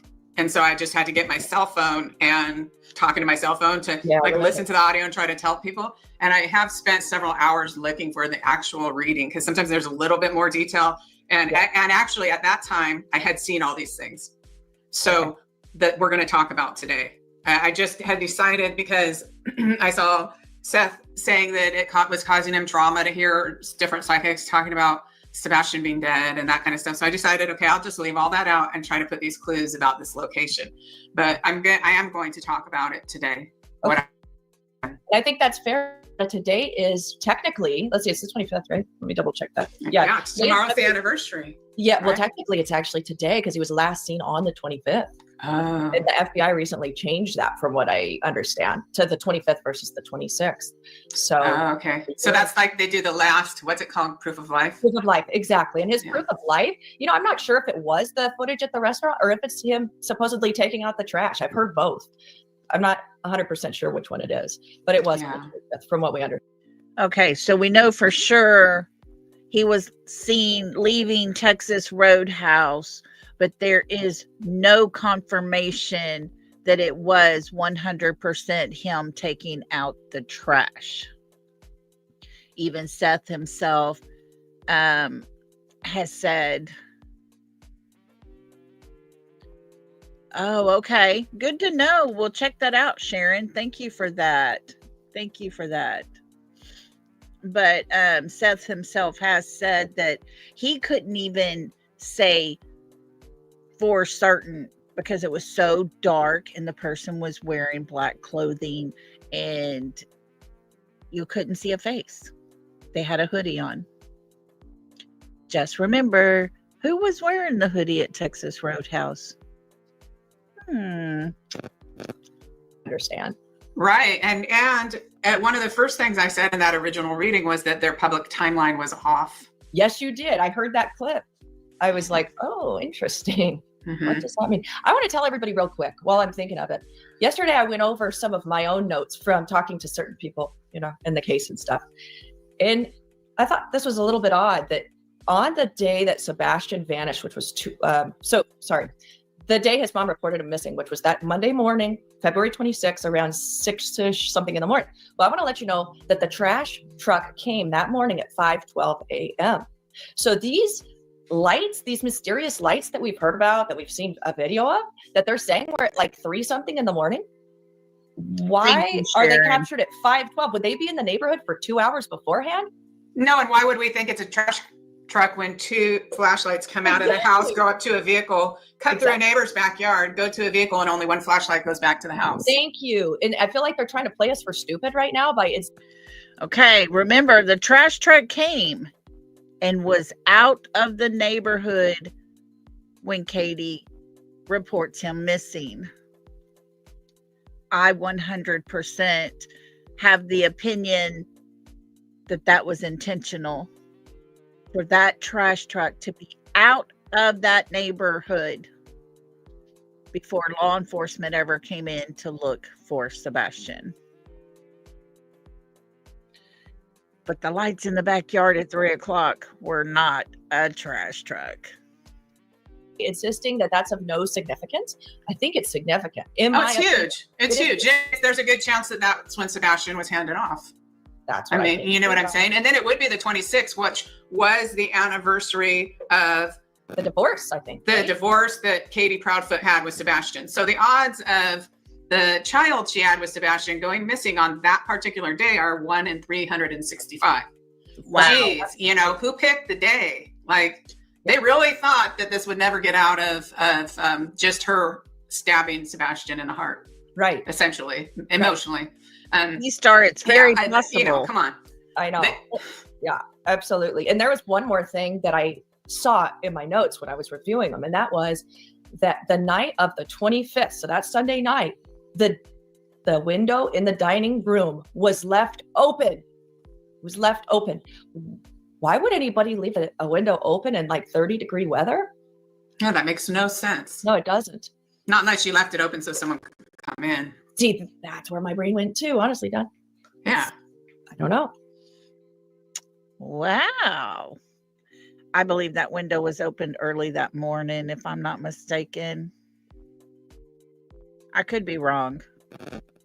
Okay, Michelle. Thank you for sharing. I'll get with you, okay? But I don't know either. I shared that while it was fresh in my mind because I thought it was so odd. I'm like, this is weird. You know, it's funny. You can look at the same details over and over, but as you learn new information, stuff starts kind of getting highlighted. Like, oh, that's curious. That's weird. And that's kind of where I'm at with these details, really. Anyway, so where you want to go ahead and we'll start with. You want to start with these with the clues, or do you want to start with Chris Proudfoot's statements? Or I mean, Chris Proudfoot has made a lot of statements in the last year that are pretty weird, but we could do that after, or do you want to do the clues first? What do you want to do? Good question. Let's do. You know what? Okay, let's start with the clues, and then we can go into the other stuff. Yeah. No problem. Okay. Sounds good. Okay, so I did the one main reading about Sebastian. And then there was other times where I meditated and there would be like 5 minutes about Sebastian. And then it's other, like I'm connecting with the spirits and praying for people and this, that, or I might pick up a little about one case and a little. And so I went through this weekend, I went through all these little clips and I made a chart of the clues and kind of how many times they come up. Because for me, it's like, if they show me something over and over and over, then I know it's an integral part of the case. Right. If I only see it once, it's like, because there was one clue and then I realized, you know what, I think that was the young man who fell in the river over there in Louisiana. That was going on at the same time when Sebastian first went missing. Okay. And so I had like 5 minutes of him and so I think one of the clues that I might have put on here was for that. But other than that, they're all about Sebastian. Okay. Okay, so I want to say that, and when you think of a conspiracy, usually each person has a motive for that conspiracy, right? And there's a whole lot of motives surrounding this family, as far as the custody fight, the potential CPS interview of Sebastian coming up, where if it came out that how badly he was treated, that they might lose complete custody of Faith, you know? That right there is the most powerful sentence in this whole entire case, in my opinion. I believe this is the reason for Sebastian being missing at this time. I completely believed that Christopher wanted his daughter so bad that he did not want Sebastian to get in the way, and therefore had to eliminate his obstacle. The beatings, the humiliation, the having him sleep in the garage, the, you know, treating him like an animal and feeling free to harm him physically. If CPS interviewed him, that could really affect any kind of visitation. And both, you know, Chris and his mother wanted custody. So, okay. Yes. Yeah. So they all have a motivation. Although I'm not saying they did it, I'm just saying, you know, if we're looking at all the people surrounding Sebastian. Right. And Donna, real quick, do you really think they made him sleep in the garage? Did you see anything indicative of that? Or no, not in my reading. In fact, another disclaimer I should put is there was a little girl missing in Texas. Remember Audrey? Yes. Okay. And what happened when I did a reading for Audrey, which I never uploaded, it's like all of a sudden I'm like, I need to throw up. I remember this. Yeah. What happened was her coloring, not her face, but her coloring looked so much like my daughter. It's so rare. It's that milky white skin with kind of almost white hair. And so when I was seeing this little 5-year-old murdered in something that should never have happened, I actually lost it for a couple of days. I was bawling my head off and I was praying to God to never let me see another child murdered and stuff like that. I mean, I was praying for not to see. And then Sebastian happened. So I skipped the part at the house. Oh no, I did see something at the house. I did see abuse at the house, but do you know, I have to say, taking care of an autistic child can be very challenging. Yeah. My friend who lived across the street from me for many years, her son was autistic and she loved him very much, but there are challenges. Like my son's friend went to the park a couple times. I mean, my friend's son, the autistic young man, he went to the park a couple times and took off his clothes. Yes. You know, so the police brought him home.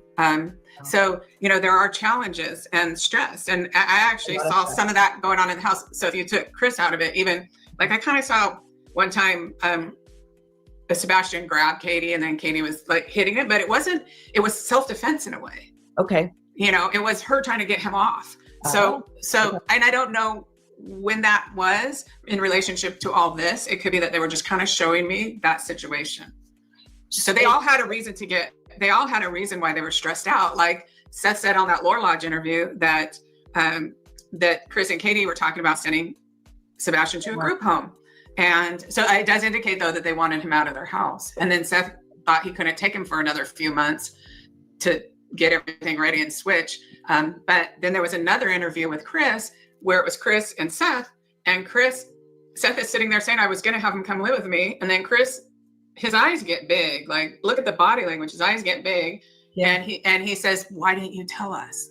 Like, I mean, he just showed his hand right there and, oh, okay. So then that would have made a difference then. Okay. So then you're saying you might know something. Like it's kind of that situation. And again, I'm not accusing anybody, but. Right. Wow. Okay. Yeah. So you picked up though that there was definitely contention in the home. There was a lot of struggles, a lot of trying to figure out what's next because this is not going to work out, right? Well, I didn't get the whole it was not going to work out thing, but I did see a scuffle with Kate. And, it could have happened. I mean, if she said, oh, hey, these people are coming to pick you up tonight, you're going to need to go. And then he could have got upset. I don't know. I just saw a scuffle. Do any of y'all recall Sebastian and Katie sitting at Texas Roadhouse and she says something to him and he's shaking his head no? And he says something, I believe he says, I can't. And he continues to shake his head no. And she just totally ignores him. I wonder if she told him at that very moment, you have to go away. So-and-so will be picking you up and you're going to have to go away. It's very possible, folks. She was very detached from him sitting at dinner that night. And I saw her hit him, but it wasn't her going up and abusing him. It was her defending herself, really. Interesting. Okay. And so I saw a it looked to me in my vision. So you have to understand how they look. It's almost like if you're on a foggy night, you were seeing things that were kind of translucent. You're like in this 3D world, but it looks different. It's not the physical world, and it's not Skype. It's not a movie where you get to choose everything. It's just they show you what they think is important. And there's a dark. It looked like dark green pickup truck with one of these racks on it that you put when you're like cleaning pools or you're doing construction and stuff like that. And it seemed to be construction. There's that word again. Connected to the place they brought him to. Like, I'm like, does this person own this property? Like, I didn't know, but it's like, okay, then sometimes you get clues and it's more like a wondering feeling. And other times you're like standing in the middle of it and you're like, oh no, I know this is what happened. Like where it's very clear. Yeah, well, it's 3D and you're standing there watching it. I see. And then there's other times where you might just see something and wonder something. So there's kind of levels of how much on each clue might have a different level of seriousness. But Sebastian was brought somewhere. Okay. And what I saw was, should I go down the clues or should I just say? Please, that would be great. And then I could maybe further ask questions as you do that. Okay. So I live in California, which the houses are 4 feet apart, sometimes 6 feet if you're lucky. Yeah. And then when I see these other areas and I'm like, oh, well, that's out in the boonies. Well, it might not be. It might just be that's because they have big yards there and there's a lot of trees and this and that. Because like at one time I was saying he's not that far from the house, but other times I'm saying it feels like a rural area or like, so there's a lot of trees and stuff. But he was brought to a place and in the background, I'm not saying whether it's in the mountains or not because I'm not 100% sure. But it's like if you were looking at the house and then you looked behind the house, in the distance you would see mountains, and then off to the right of the house you would see mountains. And then there's a curve going to the house. They brought him to a curve, and the house is on the curve, and it's facing sideways to the road. And so I did see that, and so I know that that's going to be true if they ever solve this. Michelle, I just checked my email. No, it has not come in. It has not come in. Did you put Lolly, all lowercase, LOLLIXMAS @gmail.com? Welcome to everybody coming in. Oh, Lizzie, welcome. Thank you for subbing up and joining us. Welcome. Michelle, I did not get it. I haven't received it yet. Let's see. On my notes, I wrote the house seemed to be about 3/4 of the way up the hill or mountain. So maybe even in the foothills. I was seeing, so then they show me things. And if you haven't seen the readings before, anything, it's almost all visions. It's like all these visions. Sometimes I hear words, sometimes I'll feel a word, but these visions, so I see a ridge, right? It could be a flat place where the name in the street is Ridge. Yeah. Or the name in the housing development is Ridge. So you have to take a clue and just keep it on this list and look at it like when you see the place, you'll know. that's there. But they did show me the ridge all and over and over. So I'm seeing a mountain ridge. Is it literal? I'm not 100% sure. And let's say, remember I kept seeing the sky? Yeah. Yeah, I kept seeing the sky. And was Chris working? Do you think that's an important, like, oh, it's super important. the word maybe? The word It could be the word sky. And it also could be, they kept showing me at the top of the house. I saw the ridge in the background. I saw a chimney with smoke coming out. And I didn't say it the first two times they showed it to me. And then the third time they showed it to me again. And I'm like, they're also trying to show me this chimney. Right. And then a bunch of people say there's chimney top mountains. And I'm not saying he was brought there. It's like, I would have to be there and stand there and look around to see how far that those mountains are to be able to place the house and identify it. But I really feel like these people that did this did not expect for this to blow up like this. They did not expect that. So it's likely that some of them probably had their cell phone. And if the police or the FBI were to look at where their cell phones were the entire night, it's pretty likely that they would be able to find Sebastian. Okay. Interesting. So then, But then again, this is Sumner County that we're talking about. The ones that just don't do anything when it comes to Sebastian's case. And should they have to look into Christopher's family in any way possible, we pretty much know that's not going to happen. That's my opinion, guys. So then I kept hearing, remember Danny O. And remember, this is in March. I didn't know any of the characters at this time. Nina hadn't come out yet, had she? No, nobody had. He had only been missing a couple of weeks, and one other YouTuber had picked it up. Okay. And so I'd never heard that name before. Okay. And, but I mean, they didn't show me him doing anything. It just, they were giving me the name. Gotcha. They were also giving me custom woodworking, which is what that person does for a living, surprisingly. And they were, and it was like the biggest chills of the reading I wrote, that man does woodworking, custom woodworking. Then they also showed me a man who, remember first they showed me a man eating a corn cob. Yeah. And then they showed me the corn cob stuck to his tooth. And then they showed me it turn into popcorn. And I'm like, what the heck is going on with this guy's tooth? Something's going on with the front tooth of this man. And that is one of the men that I saw in my vision, which could be wrong, but I saw him beating Sebastian. They killed him. And let's see, we'll get to that. Okay. So I saw the smoke in the chimney. I talked about that. That Sebastian had been injured. Somehow in the transport, his arm was injured. So I don't know if at some point, if they find a skeleton, if it'll have a broken arm, or I don't know. I don't know that it will, but there was something there. Okay. I saw Sebastian then, and at the time I'm like, okay, that's good to know, me and you. I'll definitely look into that. Guys, prepare yourself. Here we go. Is this a barn or what? But we were inside of it, so I don't know what it was. It could be a train.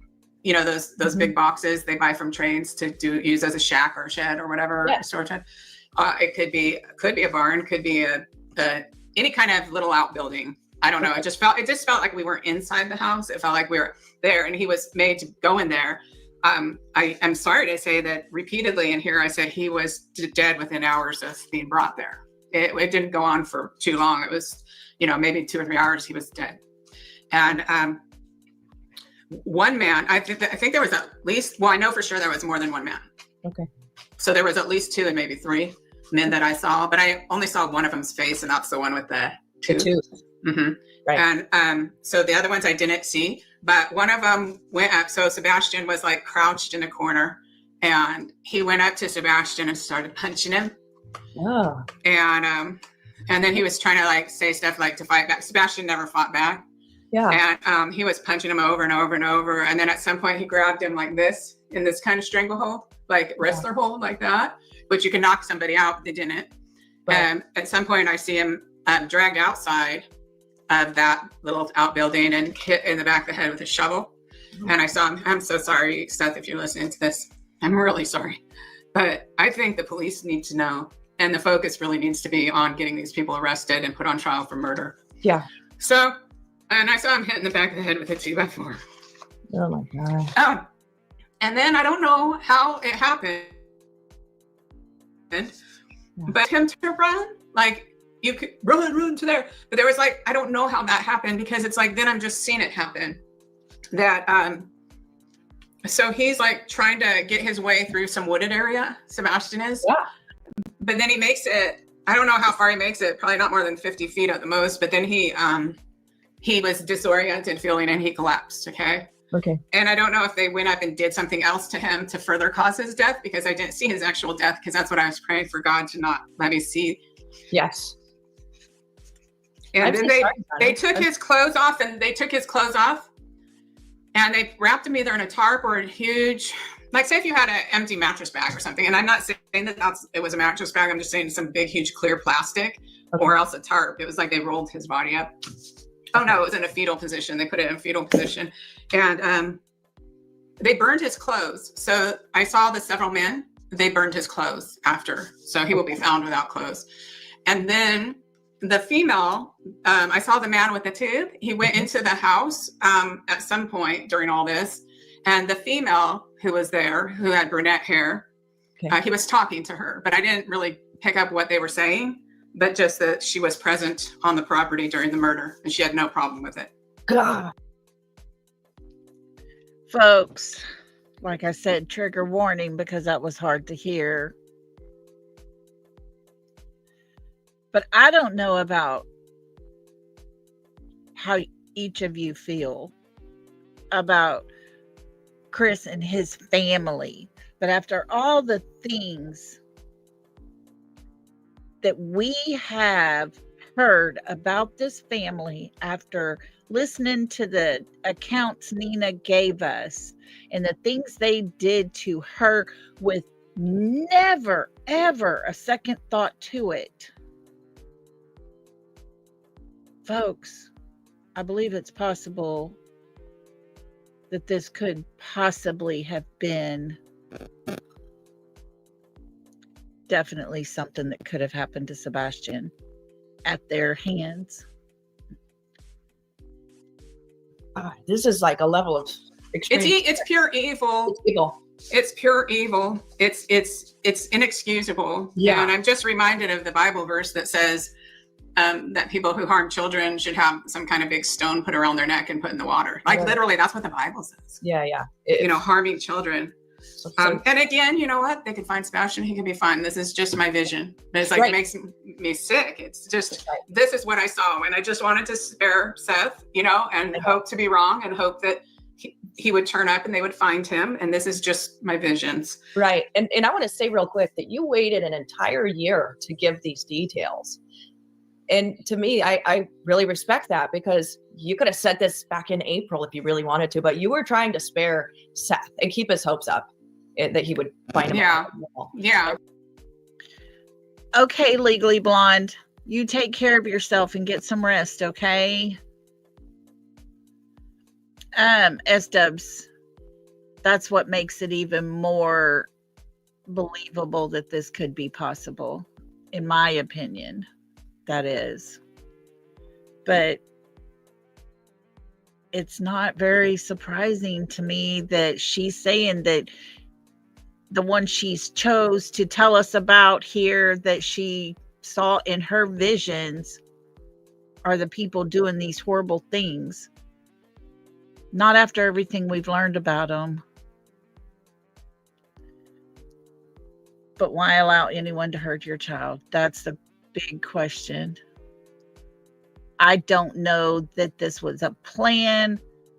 I often wonder if Katie seriously just thought they were going to take him and put him away at somebody's home or something for a while just to hide him out till Chris could get custody of Faith and everything went wrong. Or possibly it was planned that way, but Katie didn't know. I don't know. I have lots of questions. In the same way you knew what happened to JJ, Tylee, Gabby Petito. I mean, all these cases. Yeah, and so at the time with Tylee, I wasn't even planning on the public seeing my video. And I know that I might have caused trauma to people without intending to. And I'm trying to be more careful about that. I know. And we appreciate what you do, Donna. Seriously. I know you're trying. Yeah. And, there's going to be people that are going to pick this apart and say, oh, they're such bullshitters. Look at them. I can see it now. I don't even care what they say. I don't care either. You know? How many cases you've been right about, Donna? I mean, let's stack them. And well, I don't even care about anyone that wants to sit there and just be some kind of like worm in the mud that wants to be negative and have a YouTube channel that's based on attacking other people. And I mean, you think of like, exactly, S-dubs. And according to Donna, this guy lives on a lot of land, doesn't allow people up there. And Christopher's words ring loud and clear. He will never be found.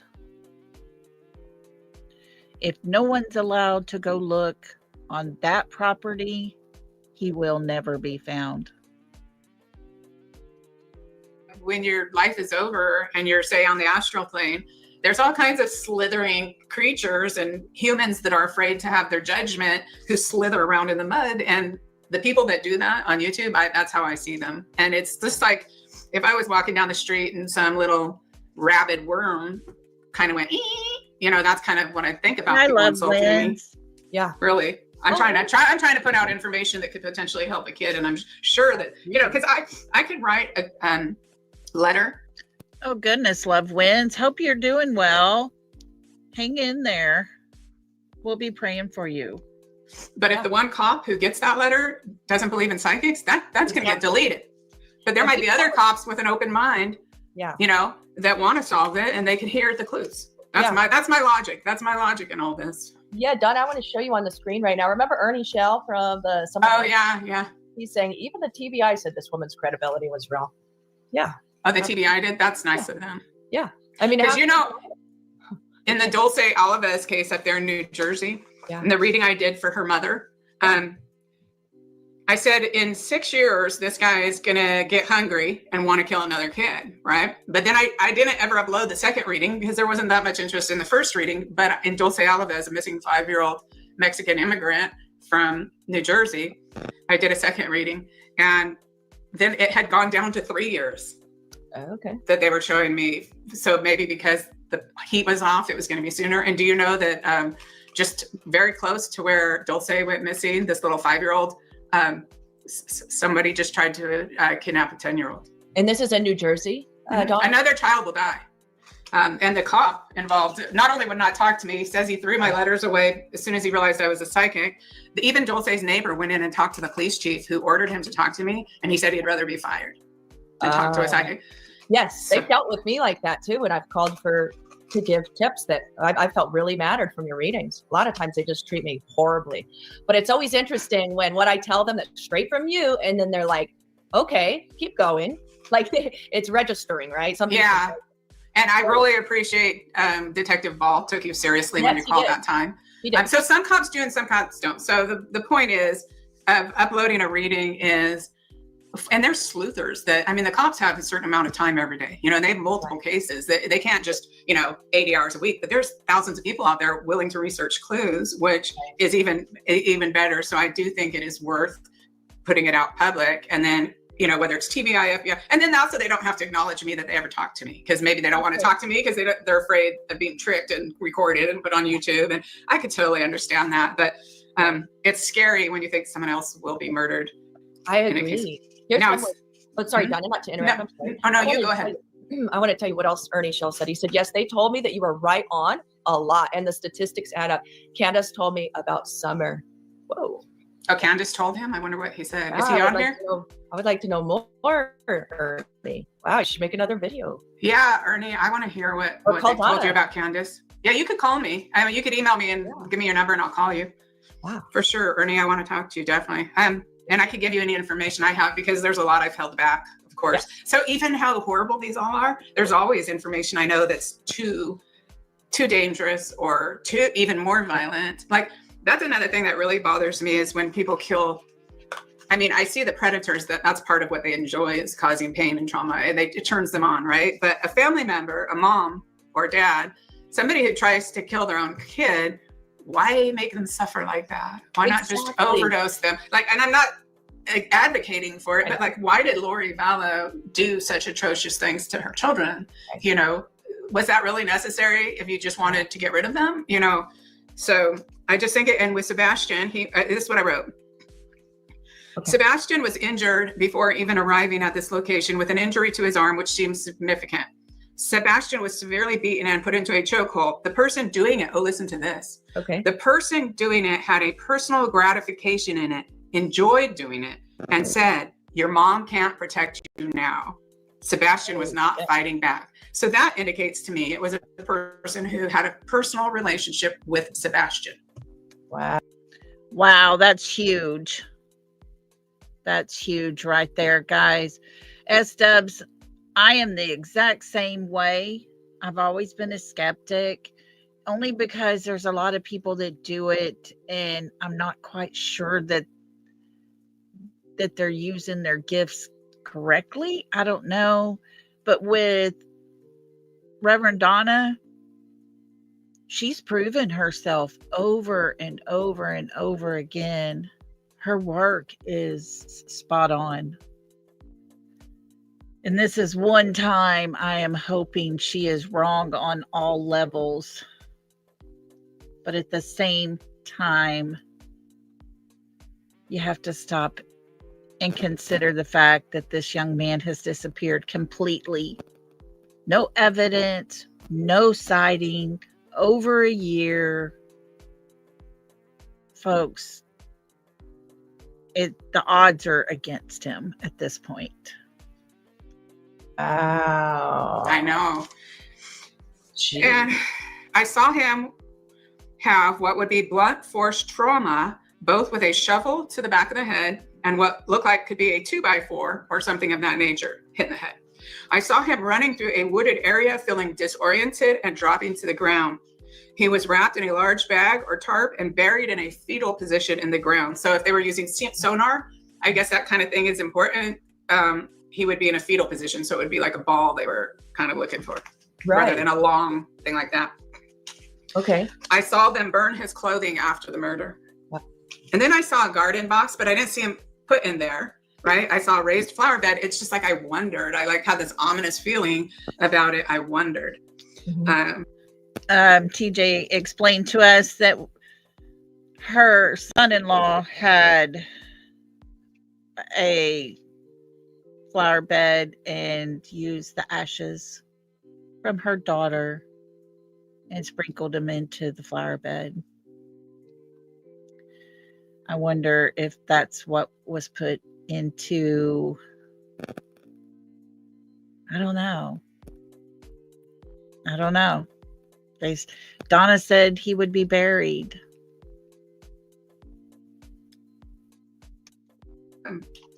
But also another time I saw him buried under the very corner of a building. And so it says, I'm unsure as to which, if either or both are correct. So both could be, like if they were looking, they would want to look both places. You know, if he wasn't moved at some point, he could have been put there and then moved to a corner. Like, I don't know. The place he was taken to where he was murdered at. And again, I'm saying he was murdered, but officially there's been no statement like that. And again, I'm talking about my vision, my dream, and it could be wrong. So right. Sebastian could come walking back in. Don't get mad at me. I'll be glad if that happens. It considered on the level of a dream if you want. Right. But in my vision, it appeared to be a ranch style home or dwelling. Could have even been prefab mobile home, but I think it was like an older house. It wasn't these nice brick ones that these guys have. Okay. And then I was getting clues. So I've seen honeysuckle flowers, right? Yeah. After that, I was seeing honeysuckle flowers all around the mailbox, like a decoration. Now that's the kind of thing where I say visions are like charades. So if you imagine what I'm doing, it's like sitting there playing charades. Everyone's playing charades at Christmas, right? And one person's up there trying not to use words and to show you. Really doing some of these readings is like playing charades. So after that, people were like, did you know the street behind their house is named Honeysuckle? Do you know? Yeah. And it could be that that's important, or, you know, it could be something else. It could be that there's actual honeysuckle flowers around the mailbox. Like, that's the thing you don't know until you're kind of like either in the area driving around, or you're, you keep an open mind on that. Like it's subject to interpretation, kind of. Mm-hmm. Like, and if somebody has, and a lot of people have psychic ability. So if somebody has psychic ability, listen to what they say they see, and then listen to how they interpret it. And if you were sleuthing any psychic, if you were sleuthing it, you might want to take a piece of paper and literally like draw a line down the middle of the paper and say what they saw, how they interpret it, maybe a third line that says other possible interpretations. That would be the way to work on a psychic investigation. Gotcha. So I saw that the dwelling was on a curved road. Okay. So it wasn't a straight road. And to do with that too, I also saw like if you made a Z and you stretched out the Z, so it's not exactly a Z, it's like stretched out and then curved it off. It's like that road. It's like this. On the way there, not right at the house. The house was on a curve, but on the way there, it's like that. Okay. And then up ahead from the house, there was either a gas station or other type of business. I don't know how far ahead, but because at first I was going, boy, this is out in the boonies. But of course, remember, I'm in California where you have no privacy from your neighbors. And I thought, oh God, this is like the middle of nowhere or whatever. But up ahead, there was a business and I thought it was a gas station. And I want to say real quick, it seems like you zeroed in on a gas station a few times. Is that right, Donna?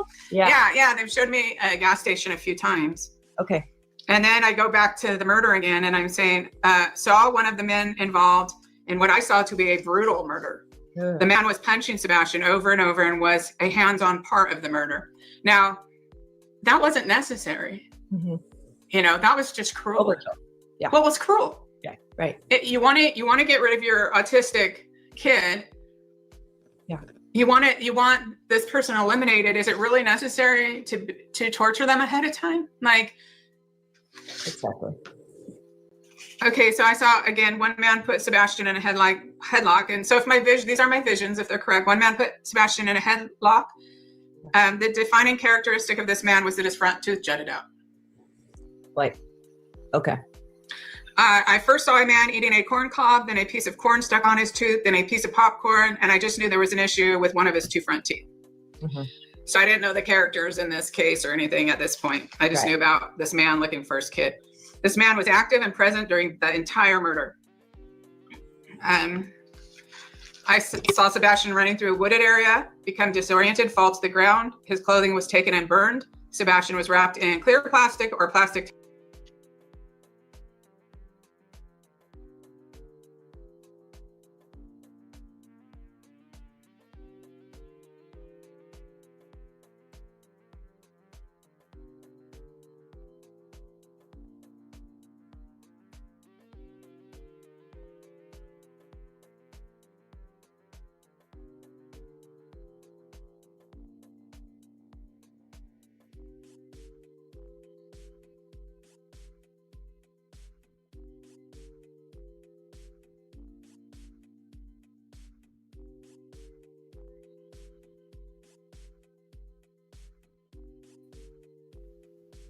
Hey, everybody.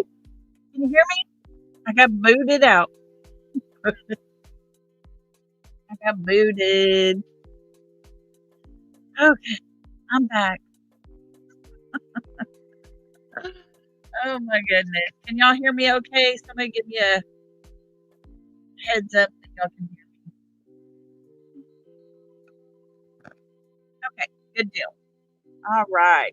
Let me share the screen again. It all got messed up.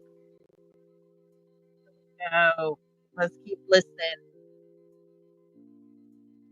Paul, what they talked about, could you hear that? They didn't. They just, I think they wanted me to know she was there. Because all I saw was them talking. Okay. She didn't seem to have any problem with what was going on at all. It was more like plotting type of stuff. But I didn't hear the conversation. Okay. And then here I write, I cannot remember, but she was going to leave, or they were conversing about something related to what was going on. The woman had zero problem whatsoever with what occurred. Then the woman had brunette hair. So it wasn't Katie Proudfoot there at the moment. Okay. And then who wants to guess that it was Mommy? CP's mommy. That would be my guess. Remember, I saw the little girl about 7 or 8. And see, at that time, I was under the impression that this Faith child was 5. But people wrote to me and said, oh no, Faith is 7 or 8. However, there's other little relatives that fit that description too. But I saw a little brunette girl, just that she might be a witness to something. Like, I'm not positive. It's like, okay, this is another thing on these readings. It's like a foreign language. So they'll show me opacity. So some things are stronger in opacity and some things are weaker. And that means she could have been there at a different time. She could have been privy to something. She could have seen something, but she's some sort of witness. I just don't know. And so I'm not saying that the little girl was there during that, but she could have been, or else she knows something. Okay. That's funny that you mentioned this, because I was just about to say, Donna, I think I remember you talking about a little girl, and then you came right out and said it. So you answered my question before I had to ask you. Yeah. And then I saw an Allen wrench, whatever that is, and I don't remember. It could be a shape or a name. So you could look at names Allen, or streets. It could be names, person, place, thing, business, or it could be just the shape of, and the very dark green truck flashed again after the Allen wrench. So I think that's noticeable just to keep in mind. So it really is, it's not the same as the physical world. It is really interpreting, you can have psychic abilities, but then you also got to interpret these clues, and it is really a foreign language. And when people have these abilities, that's where they'll be wrong. So that's what I said is, like, if you're listening to someone saying, okay, she's seeing this, and then what else could it mean too? For sure. Okay, so I was showing the sky above the house several times before I mentioned it. And that tells me there may be a name like sky, or some other way they're trying to get me to look at the sky. But when I do look, then I see this chimney with smoke coming out, right? So Smoky Mountains or Chimney Top Mountains. But I'm seeing from this house, I'm seeing mountains in the distance. So is this in the foothills? Is this in the mountains? Or is this in the flatland town where you can see, but then you'll kind of know that you're at the right place because back in the distance, you see the mountains, and off to the right side of, like if the house is sideways to the road and it's on a curve, and say you're looking at that sideways thing from the street, back behind there, you'll see some mountains, and to the right, you'll see some mountains. Okay. Gotcha. And that clue might only help law enforcement if they listen. Only if they already know a place and then see all these other things, and it'd be like, whoop, there it is. Yeah. I'm going to guess $10. Law enforcement could figure that out. But I'm also going to bet another $10. They ain't going to do squat about it. Okay. Then I saw that mailbox with the honeysuckles. And then in the front yard of the property, I saw an old tractor parked. Tractor part. Interesting. Okay. And I don't know the years of tractors, but I think 1930s, 40s, 50s, the super old, like it's a decoration. The interesting thing is, about a mile away, if you go down Honeysuckle and then you go take a left and you go down there, about a mile away on the corner on Google Earth, you see somebody has an old tractor. Yeah. Okay. On the corner of the property. Okay. And then you also see this place called Honeysuckle RV Park that also has an old tractor in there. Is trippy. And Let me say, go ahead. Well, I was just going to say, for some reason, you're always hitting on a certain industry that's tied to Mr. Popcorn Tooth, which is the RV industry. Correct. That's bizarre. And also, one thing I've noticed you got to beware is in different parts of the country, different things are popular. How many people, what if half the people with big, acreage put an old tractor, like that's a style of thing to do, because like in the Suzanne Morphew case, I was like, I'm getting a ghost town. Well, everywhere's a ghost town there around. Where they found her body is a ghost town, and where she died even is a ghost town. But so what I'm saying is, you just have to keep that in mind when you're looking that a lot of people might do that. And just because somebody has a tractor in the yard doesn't. Okay. Steadfast. Okay, y'all heard that. Don't be going up to people with tractors in their yard, okay? And say, I want to dig up your yard. But here in Texas and East Texas, you'd be digging up a lot of yards. You wouldn't believe the people around here that have those old tractors. Good night, Legally Blonde. Thank you for being here, beautiful. You take care of yourself. Steadfast. Okay, then this word comes in. So sometimes words come in. Steadfast. Right? And steadfast, I've never heard of that. Well, I did look it up, and there is a Steadfast RV repair. And I did look up the person on their blog. They were actually out of town the entire month of February. Interesting. They were gone. I don't know if they have I looked up their house, does not look like what I saw at all. Okay. And I don't want anybody to look them up and bother them, but I wondered, do they have other property that somebody might know about, or something like that? Or is it more than that? Like someone named that repair service, but maybe there's other RV related things that are steadfast. Okay.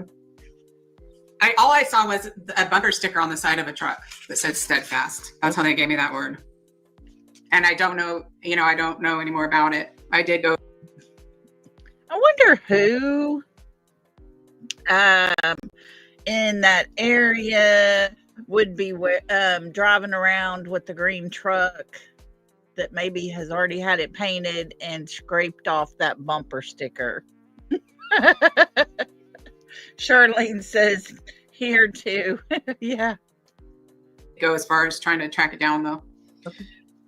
So again, at least 2 men, possibly 3, were there for the murder, or the beating and murder of Sebastian, if my visions are correct. Now, the word Maplewood or something Maplewood is a big clue. This Maplewood is in almost every little clip I have. Mm-hmm. This one is not to be dismissed, and this is the only thing I could not figure out what's going on. And I seem to see it in a conjunction with a flower box. Like they show me a flower box, then I get Maplewood. And I looked it up, and I only find in Nashville maple stuff. But there's things that you don't see, you can't find on Google Earth. That's the thing. There could be a housing development, or it could be that someone used some neighborhood where they always used Maplewood trim when they built the houses 50 years ago or something like that. I don't know, but that Maplewood is a clue. It's a clue I have not been able to apply to anything. It's an important one, it sounds like. It is. Important. Okay. It is. It is important. And then I was getting Danny Boy, Danny-O, Danilo, and I don't know what that it was. And I'll just leave it at that. Right. So I don't know if most of you probably have heard it. And this is just something that has been spoken out on social media. Nothing for me to confirm. But Big D has been related as the cleanup guy to take care of all those messy things. Keep that in mind, guys. And then let's see. Oh, during this reading, I felt compelled to say there's more than one way to skin a cat.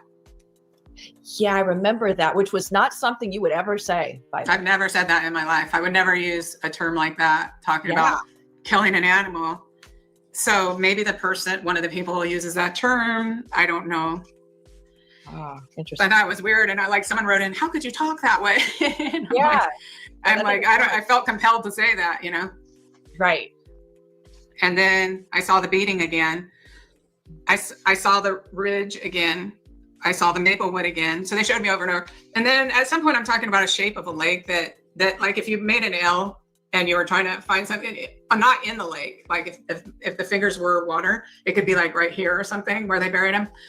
But okay, so in the West Coast, all the lakes are either round or oval. They're not jagged. But here in Tennessee, if you look at the map, it's like these long bodies of water, and the whole thing is these things that do that. So that's not going to help you try to find them. It's just something to keep in mind. Okay. Real quick, I didn't know this, but I had seen a clip this morning about the upcoming interview that Katie did that's supposed to air sometime today. And in the news clip I saw, they call that area by Katie and Chris's house, they call it Shekel Island, I think, if I'm not mistaken. Does that, maybe you should look at it sometime like on images and see if that does, anything familiar. But I also want to clarify real quick, because I know there's been criticism before in the past, like, oh, well, she looks at Google and blah, blah. It's like, yeah, because she sees these images in her mind and she tries to figure out what is she even looking at. Is that, you want to explain that for a minute, Donna? Sure. My process, if I'm going to do a case, is if someone contacts me, then I don't have to do that. Often, if I'm interested to do a case, I'll have a feeling like the police are going to solve this within a couple of days. So, like, I don't need to do it.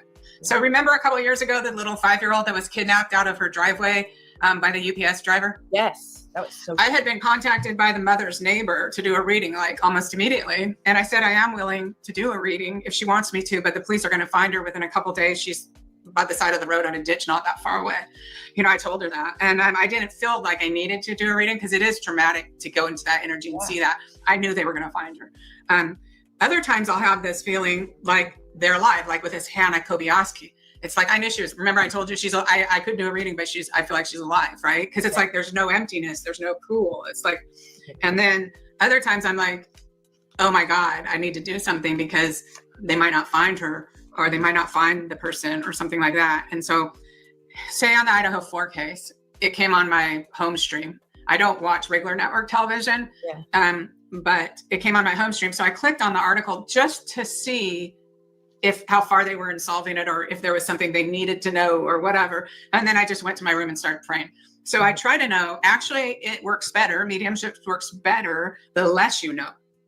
Yeah, at the beginning, it really does, because it's when you see these things, it's not, people have imagination that could be similar, and the more gunk you put in it, which might not even be accurate, like the mainstream media is not accurate. You can't trust that, and it's better not to cloud your visions, and it's better not to influence your vision. So I try to do at least one reading tapped in where I know very little.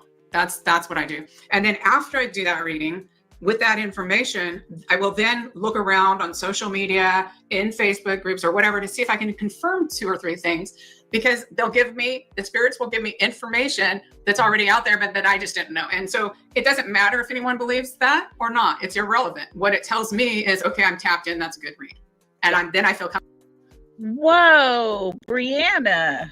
What?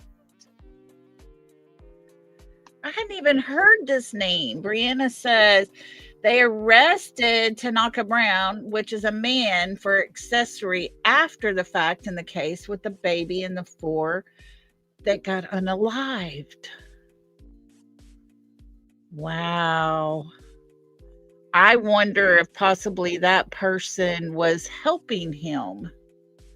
Remember, I said at the beginning when we were talking about it that anybody that helps him can get in trouble. Wow. Good to know, Brianna. Thanks for sharing that.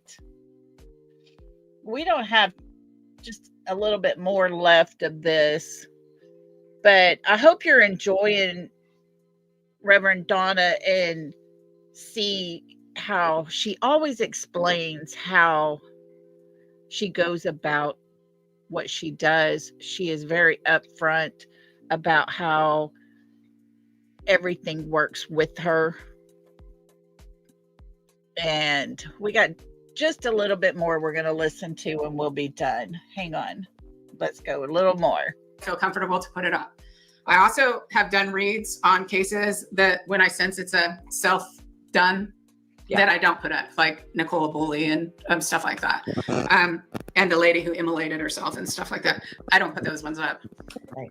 Because I don't want people to go to that place, Yes. So then, because I have a criminal justice background and I'm very interested in criminal psychology and investigations, not just mediumship, I am interested in that. I will then begin looking for what these clues might apply to. Right. But like I said, the first reading I try to do clean with no information. And some people, when they say, don't you know this is going on? Haven't you heard this? And it's like, no, I try not to know too much. Right. Because if I do another reading, I want to be some clarity in my own mind where I'm not trying. Oh, Love Wins. Yeah. Her email address is on here. I'll remove real quick the trigger warning because she does have classes she does online to help people learn how to interpret things and stuff. If you'd like to get in touch with her, maybe she could help you some more. Hey, Gypsy. Better late than never. Hello there. All right, let's listen some more. And Love Wins, I'm going to remove this trigger warning so that way you can see her email, okay? Not trying to fit things together, and I'm not trying to be influenced by what's out there in the public domain. Yeah, and I've noticed that too. Like a lot of times there'll be some big information that's come out and then I'll try to talk to you about it and you're like, oh no, what's going on? Like you don't have time. You're just doing your own thing. And I think you understand that what you pick up most of the time, it seems like it's psychically. Yeah, and I'm helping other people. Like, I guess. Well, I don't see it.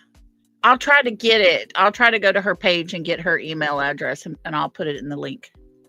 Alex Kruk is a missing young man. I've talked to his sister several times. I did a reading for her. I've talked to other families of victims that have contacted me. And part of it is of not putting it up is I just am not that great at making videos. You know, I feel kind of embarrassed like a kindergartner. So I'm just like, I just do readings for people, you know. Which helps a lot, I think. Yeah, helps them. And I'm willing to try it. So like, if you guys are out there and there's a case that's caught your attention, you can give them my email address and I might be able to help them. And I would put up more. Like if I had a person that did all that I just did the reading and they could deal with it, I would do that. That's what we need to find for you, Donna, is the right staff to help with that part. Yeah. Because if we could make your life easier, do you think you could be more active on YouTube if you had more help? Yeah. So I had planned with the Tylee Ryan case, obviously I earned the reward. I had planned on taking that money, renting an office and trying to get people in there to make a team, but that did not work out. So it's just me. And I also, like I said, I'm doing readings, but I'm just not that technical. I mean, you see me panicking. I'm like panicking. I'm trying to do my own live streams and just panicking. And at the technical part, you know, it's not being in front of people that bothers me. It's the technical. It's all the other stuff. It's like a 3-ring circus for me. I'm like, oh my God. Yeah. And well, with the computer programs, you either know them or you don't. Yes. Like I want to take some free classes and learn how to make videos and stuff. Oh, me too. Let's see. Yeah, it's beating Maplewood, the shape. Let's see if there's anything else. Here it says, I've seen this flashing in many of these recordings from my notes. I cannot see where this particular reading is. However, my notes state, and I've seen this in multiple readings, I see Sebastian folding his arms. He's angry about something. He's stomping or going up a street. He's diverting into some wooded area, and he's being disoriented and falling to the ground. Now, I don't know how that fits in with the beating and stuff. I don't. I think later we might find out more, but I think there's probably a lot of information held back.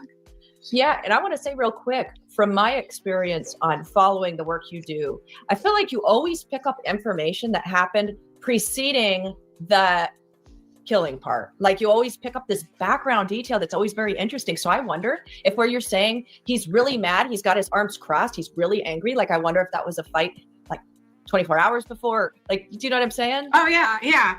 Yeah. And am I seeing it blending? There's another thing called blending. Okay. So sometimes you might see flashes of different things. And sometimes they're doing that to show you how they go together, but it can also be confusing. And that's where I spent 5 hours, you guys. I spent 5.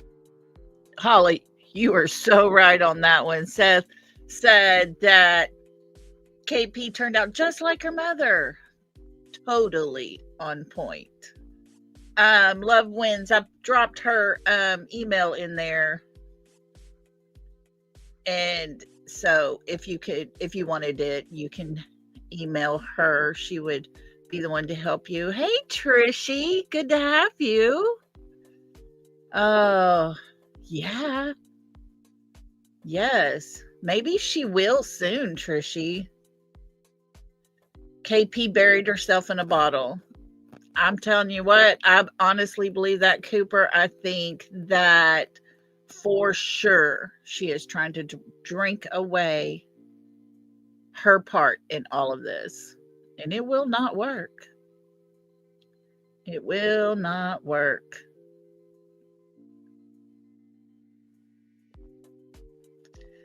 All right, here we go. And Michelle, I did get your email, okay? 5 hours on 3 different days looking for the original reading because I haven't even heard it other than the first night when I uploaded what the audio said because my computer was broken. Like, there's always little clues and things matter in trying to interpret a reading because it's the order. It's like if they show me the same thing over and over again. Me and you, there was one of the ones I was listening to of hers. Oh, Love Wins, you're welcome. But Reverend Donna had said that, she doesn't want payment. She just wants travel, to fly her to these places, a hotel while she's there, and a car or somebody to come get her and take her to these places and look around and stuff like that. So that's what it would take, I would guess. And I honestly believe that she is in all of this for the good. She wants to use her gift for good. And I honestly believe if she was to come to the area, she would know where to go. Yes, Holly. Oh, yes. She was awful red and bloated, and yeah. You can't drink away what you did. again in like a triangular pattern, I know all these things are connected. Right. And there's been a few comments like some people will go, why do you repeat yourself? Why do you do this? And well, that's the reason they show me. So it's like even in the Tylee Ryan one, I didn't know. First, I started reading with Tylee, and then all of a sudden, there's this man there. I didn't even know they knew each other. It's like there's this man, and there are hitchhiker spirits who will try to come in sometimes. So it's like, and he's going like I've been shot, like he's holding his stomach or holding his chest, or like, and I'm like, Charles. yeah, and I never heard of Charles Vallow at that point. I had just seen the missing person of Tylee, and I'm like, who the heck is this guy? And he won't shut up. He just keeps talking. And I'm trying to talk to the girl, and I literally told the man to shut up, and I said, listen, I'm talking to this teenage girl. I'm trying to help her. And when she's done, if you want my help, I'll listen to you, right? That's how I was. So it's like halfway through, finally he gets a turn, he's saying it. But then all of a sudden they start swirling all these murders together into like a knot, into a jumbled knot. Yeah. And so it's like, I applied, like I see someone come in the house and get shot and fall to the ground. And I'm still thinking this is all about Tylee. And it's like, and I even told the guy, I didn't trust him. Like, I'm like, I agree, Holly. I'm going to look this up after. And if what you're telling me, if I can verify what you're telling me, then I'll make it public. And this is Charles Vallow I was talking about. So after the reading, then I'm looking up and I'm like, oh my God, there's like this ex-husband that's dead too. And then when the news showed, it was like there was multiple things in my reading that matched what he told me. And one was the black and white floor in the house they were renting. And that's an example of how they'll show me little things that might not matter to other people, but that tell me, yes, I'm connected correctly. I'm getting accurate information, and it's solid enough to put out there. Yes, 100%. As a matter of fact, now that you talk about that reading, I'm pretty sure that I heard that around the same time I heard your main reading, the first one done about JJ and Tylee. Mm-hmm. I think I clicked on that next because I had to click out of the first one. It was too gruesome. I'm like, oh my gosh, this is crazy. This lady's a nut. And then I went to the next one, and I'm hearing about the black and white tile. I'm like, that's weird because, there was something reminiscent. Yeah, about 2 weeks after I put that up, they released some body cam, and it showed the body cam of the police going in there, and there was black and white tile. Right. And so I was like, that's good. Yeah. I totally forgot about that. Yeah. That's why. So all those things happen, and that's why reading is like a foreign language. Like there's another thing where if you try not to see what they're showing you, they might just try to show you anyways. But what's happening, it's like a conveyor belt, right? Of these scenes you're in. And if you try not to see and like refuse, like, some nights I just can't deal with seeing where a body is or something. And so I'm like, no, they try to shove it in there. They try to shove it, and it all gets jammed together. So it's like a foreign language. Okay, I believe it. So let's see, where's there more? Do you mind if I play real fast on a clip that I found very interesting from what you sent me? Sure. So that you could explain what you make of it? Okay, just 1 second. Let me pull it. I see him calling a friend, and the friend has a truck. So I'm seeing the truck has a rack. I don't know if that's a proper word, but it's like a rack looks like the frame for a canopy. It's not a canopy, but like the frame that on work trucks, sometimes they have that frame that goes up and then people hang equipment off it. It's like all the way 4 around. A truck like that. That's what I'm seeing. Oh man. Okay, so I'm seeing him put in a hole, and I'm seeing translucent construction workers. Construction workers. That's what I wondered about, because there's always been talk from the get-go about, construction zones and construction workers and stuff. You just talked about, do you think there's any relation to that construction site that was by the house? What do you make of that? I don't really know, but I do know that the very dark green truck flashes after the word Allen wrench. Okay. And that there was that frame on it that construction workers sometimes have where they hang stuff, Yeah. Like if you were a pool person, you might like hang your stuff. Okay. Mm-hmm. Okay. So I do know that. And see, that's what I'm talking about, translucent. So say in the Summer Wells case, I saw a translucent steamboat. Yeah. Okay. And then later looking through Candace's photos of when she took her kids to WonderWorks, they took a photo, and there in the sign is not translucent. There's a big billboard of a steamboat. Yeah, that was weird. And this is where I'm saying I'm seeing the predator there to look at Summer, right? Yeah. So that's when they show me something translucent, I know it's going to be something like that. So like also an example is Dulce Alaves. I saw a translucent train, and it turned out when I located the place I believe she was brought to, there was a kitty corner. Someone had taken one train car and turned it into a hot dog stand. Huh. You see, so it wasn't an actual train. Right. And then I also saw a sailboat on a bay. And I kept trying to tell these people that were sleuthing it that doesn't mean it's a literal sailboat, because then they wouldn't listen to me. They would only go to the bays. And it turns out the empty warehouse that I found where I believe this missing child was brought to, across the street on the pillar was a mosaic of a sailboat on a bay. And like every single thing from my reading I found with a 360-degree view around, but the level of translucency that they show me when they're doing that also helps me interpret what it might be. Right. Okay. You see? Yep. Yeah. Okay. And then I just want to see if there's any that I didn't go about.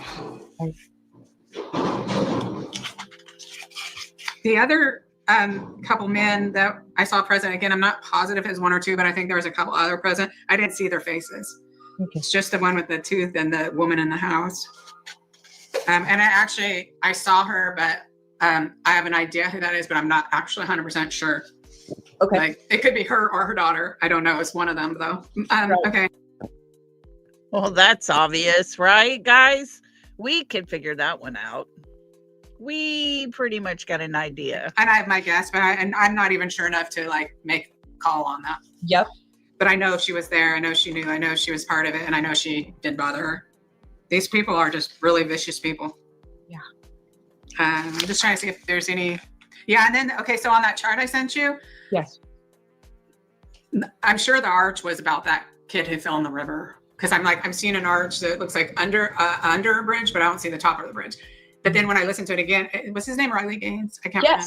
That was yeah. So I'm sure that 99% applied to that. And it's possible the Indian and turquoise could apply to that too. I don't know though. I don't know what that applied to. Which reading. See, it's like I agree, Holly. I agree 100%. You know, if this is something that turns out to be even close to what the truth is, the people that would have done this would have no problem doing it, I believe. But ideally, I would be able to have the time just to sit there and organize all this stuff and do more readings. But I try to answer emails and try to make a video and right and do more readings for people. And I am not doing. Okay, let's see. Yeah, those are basically the. She didn't talk. Okay, YouTuber. She had called Sweetie Pilo and left her a voicemail, and she just replayed it back to her. She was just saying things about construction type of people, you know, who she saw. And so, yeah, I would have to say, you know, since there's construction company in the family, that pretty much squares that off. Maybe it might be, Cooper, it might come all down to the fact that Sebastian saw something on that computer. Miss Rhonda, thank you for the gifted membership. If you were the lucky person to receive that membership, please tell Miss Rhonda thank you. And Miss Rhonda, thank you so much for the Cash App. I love you. I appreciate you. And we're going to... My computer's froze up. Thank you so much, Miss Rhonda.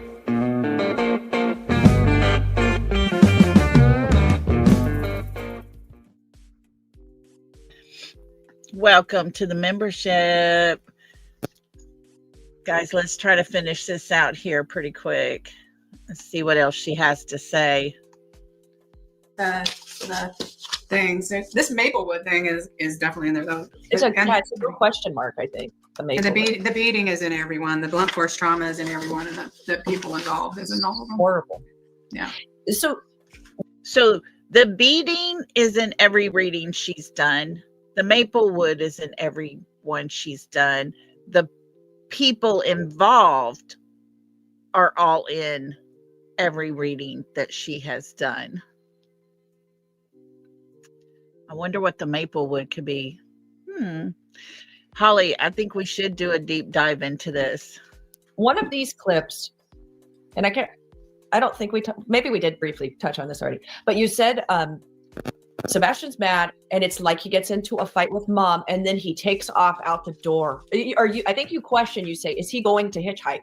Do you remember you said that, Donna? Yeah, and that's what confuses me. Like, Okay. did he take off? And I mean, this had to have been all planned, carefully planned with all these people. So, but did something like this happen? Like days before? Yeah, like especially, or even the day, like she said, oh yeah, in a couple hours, so and so is going to pick you up, and you're going to go with them, and then they got a fight, and I don't know because it's like one scene and then another scene, and I actually don't even have the original. Yeah, I don't have the original reading. I just know that I saw what led to his death. If my visions are correct again, if my vision, I mean, I'm not telling people not to hold out hope, but what I am telling people is the focus needs to be on figuring out where all those people were the entire night, and then locating probably the remains. So they go to prison. The point of it is, like, if someone says, well, why is she talking about this? Why not give up hope? I'm saying these people need to go to prison. We need to see the news with 5 mugshots. Yeah. That's what we need. Amen. Right. Oh, and one of them, someone said, are they going to get arrested? Well, check this out. And one of them, I'm saying that the police do have an idea of this, and they even have some ideas of where to look, and that they're just waiting for a little more evidence or something. I don't know. Well, I think they have. I can't see that this group of idiots. Yeah. All agreed and didn't bring their cell phones. And the reason I say that is, why would you make the kid disappear on the anniversary of your divorce? Come on, Katie. Come on. She's not buying Katie's story. Yes, me and you. Maplewood Heights is located in Nashville, Tennessee. Now, she mentioned there that he was ready to go. He was upset, all the things. We know there's no sighting of Sebastian leaving his home. So we go back to those 3 possibilities, friends. Just these 3 possibilities. We have narrowed it down so tight, debunked everything around, and we are left with these 3 possibilities. Did he make it home? Was there a handoff of Sebastian at the convenience store after they left Texas Roadhouse? Was he carried out at 3 a.m.? Or was he carried out in Katie's car? Did she have him knocked out with medication and took him and put him in the car and then carried him out? Nobody knows and can confirm yes or no on that one, on number 3, because her garage door was down the entire time. Aloha, my friend. So this is down to the possibilities of how Sebastian left that home. It's the big question. How did he leave that home? How is it possible? That's a trip. And it's like, obviously something big happened, because you think about it, things done in secret. You want to stay under the radar. You're going to do them at night, right? Yeah. You're not going to park a car right there in front of the home where cameras can get it. It's just like everything was done so deliberately, so well thought out, so carefully crafted, every part of this. Oh, and one more thing. She was talking about checking their cell phones. Now, folks, this is another thing that I've heard, but have no way at all to prove it. But it has been said that they have communication phones, not a cell phone, doesn't ping off of towers, that kind of thing. But they are special kinds of telecommunication type of radios or some sorts that they could very possibly have used. These people knew that their life would be on the line and they had to cover their tracks. But I'm going to guess law enforcement knows that probably also, if that is true. Yeah. So, I mean, in that case, Yeah. if they may have used burner phones, but it's like, how does Kathy Bowersox happen to run into Katie Proudfoot at 5 or 6 in the morning after Sebastian's missing? She just happens to be, Kathy Bowersox just happens to be in the neighborhood at 5 or 6 a.m. Well, to go back. Yeah. Tell From what me. I understand, I think she came to the home very shortly after they report Sebastian missing. But I have heard what you're talking about too.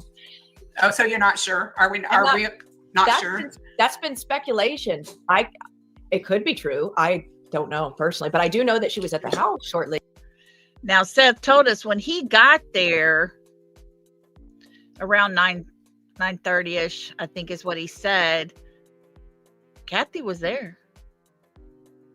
She was there in the home. Of course, there's I think a Facebook post or something. Oh no, Mr. Chris said that his mother was not able to be there right away because she had a hair appointment. I've done hair for a very long time, and I don't know if it's just here in the state of Texas, but most beauty shops are closed on Mondays because they work on Saturday. Shortly after he was. Yeah, and why is she up? Why is she even up at 5 or 6 in the morning over in that neighborhood? I know. And you know what I have a huge problem with, Donna, is like these individuals we are talking about cryptically, somewhat cryptically, they don't ever talk about Sebastian on Facebook. If somebody's important to you, somebody in your family has vanished, wouldn't you be just like constantly putting the flyer out, putting pictures of them? Oh my gosh, please spread the awareness, something. There's no mention. It's like radio silence. Yeah. That's weird. Yeah. Instead, Terry Bowersox goes into the Sebastian Facebook group on a regular basis and insults anybody who talks about Sebastian. He also insults all YouTube creators. He insults anyone trying to solve this case. Yeah. Why are you trying to stop people from solving this case? And another thing I have a problem with is the trip to Alaska, like within a week of Sebastian disappearing. What's so pressing that you have to take off while your whatever you want to call grandson, we'll just say grandson, is missing? Like nothing's that important. I cannot imagine my mom dipping out, leaving town while my son or daughter's missing. It doesn't compute. It doesn't make sense. The way it makes sense is if we leave town, they can't question us. Well, we still have a bunch of adrenaline in our body and they might pick up on our nervousness. So we're going to leave town until we've calmed down and we can get it together to share our fake story or whatever. Oh, boom. There you go, folks. There you go. But don't forget, she did leave a few items on the front porch for him just in case. I agree. And there are certain people in the drama community that do nothing but drum up shit, for lack of a better word, about this case. And the thing is they're sycophants for the Proudfoots, but then they know they're being used to get the narrative out that the Proudfoots want out. So in other words, they're just kind of used as little pawns or whatever. And because they're getting super chats, they're getting memberships, they're making, they can make $1,000 on a live stream. Absolutely. Okay. And if they have such little moral value, you should unsubscribe and not be a member, because Seth is a victim. He's looking for his son. Sebastian is a victim. Why these callous, cruel people are trying to encourage that, and I'm talking about his family, right? They're trying to encourage everyone to look everywhere except at them. And, even look at Bullhorn Betty. It's like people like her or they don't. I don't even care. Why they get a restraining order? It's like, I saw her video. That guy got out of his car, Terry Bowersox, and tried to intimidate her. And it's like, why should there be a restraining order against her? She's got some serious kahunas to go there and deal with these things. I don't know what's going on now. I know that was a few months ago. Oh, this is what I wanted to say. Yeah. So for any of the people who are afraid of saying what they think, because the Bowersox want to file lawsuits against everyone who talks about them, let me tell you this. If someone files a civil lawsuit against you, you have certain rights, and they have no Fifth Amendment. So you have the right to send something called interrogatories. You can send unlimited questions. They're required to answer if they want the lawsuit to continue, which is they could send you over 100 questions and you have no choice. You have to answer all of them truthfully. If you get caught lying, it's going to get tossed. If they don't answer them, it's going to get tossed. So in ways, if they did file a lawsuit against Bullhorn Betty, if they filed an actual lawsuit, she can turn around, use that to her advantage, send them a couple hundred questions. Okay. Have you ever bought a burner phone? Where were you at 4 a.m. that day? Et cetera, et cetera. And then if it comes out anything wrong, that lawsuit's going to get tossed. But beyond that, you get a second thing. It's called a deposition. You can sit there across the table. You can even say you're representing yourself, and you can deposition them for 1 day, 2 days, 8. I sued the man who killed my brother. Okay. That's how come I know about this. And they sent me all these interrogatories where I have no choice. My dog's under the table pulling the table. They sent me them. I know all about it. I've been involved in lawsuits before. And the thing that I did when they knew the person who shot my brother in the chest, but they said there wasn't enough evidence for court, because the reality is the Spokane prosecutors told me they could only afford to prosecute 1 or 2 cases a month. They know my brother was murdered. They know who did it, but they said we have to pick the couple where we're gonna more likely to get conviction. Like, that's the reality of the injustice system for victims. Totally. And so I filed a civil lawsuit, and in a civil lawsuit, there's no Fifth Amendment right to be silent. Yeah. If you're accusing them of a crime, they can lawyer up and say, I don't have to answer. If you're in a civil lawsuit with them, they have to answer. Oh, okay. So, I'm going to be doing some thinking on that one. That gives me some ideas. So I don't know who they filed a civil lawsuit against. If anybody, some YouTuber, or was it Bullhorn Betty? I don't know. All I know is use it to your advantage. Contact me. I will help you with the questions that you need to send them as an interrogatory. That's so all of them. I'm glad you're telling us about this, because I honestly, okay. So there's one thing, you don't want to like accuse somebody of something, because it's just not right. But the other time, I just heard, I don't watch most of these other YouTubers' live streams. Yes. Just because it's so many hours, and I'm working on other cases too and stuff like that. But I just heard whispers that there's some kind of legal stuff, like, oh, they're threatening to sue anyone who talks about them and stuff like that. Well, trust me, if they filed anything against you, contact me, because I'll help you put together a couple hundred questions for them. That would be really something like that. Wow. Yeah, it would be. Okay, sorry. I love when you start doing the drops of knowledge without being so overt, but yet you're overt about it. It's so funny. I try to restrain myself. I am actually a real reverend, and I just haven't been super active at church, and I think it shows. And doing all these murders, kind of like, I think even with Lori, it's like all of a sudden I was swearing again. I'd quit swearing, and I was all proud that I'd gotten this all love in my heart. And then I do the Lori Vallow case, and I'm like, it's just like, you see a child murdered, no matter who you are, you can get pretty darn angry. I can't even imagine how you channel these, right? Because I personally don't think I could stand to see a child, be harmed in any way. So how you do it is amazing. I agree. How she handles this is absolutely amazing. And she uses all of that bad that she sees, turns it around and says, here you go. And her record stands for itself. So, okay, guys, we're going to stop with this. Definitely, if you are not subbed up to Sweetie Pilot or Reverend Donna Seraphina, please do, because they have a great heart, and they're in it for a good cause.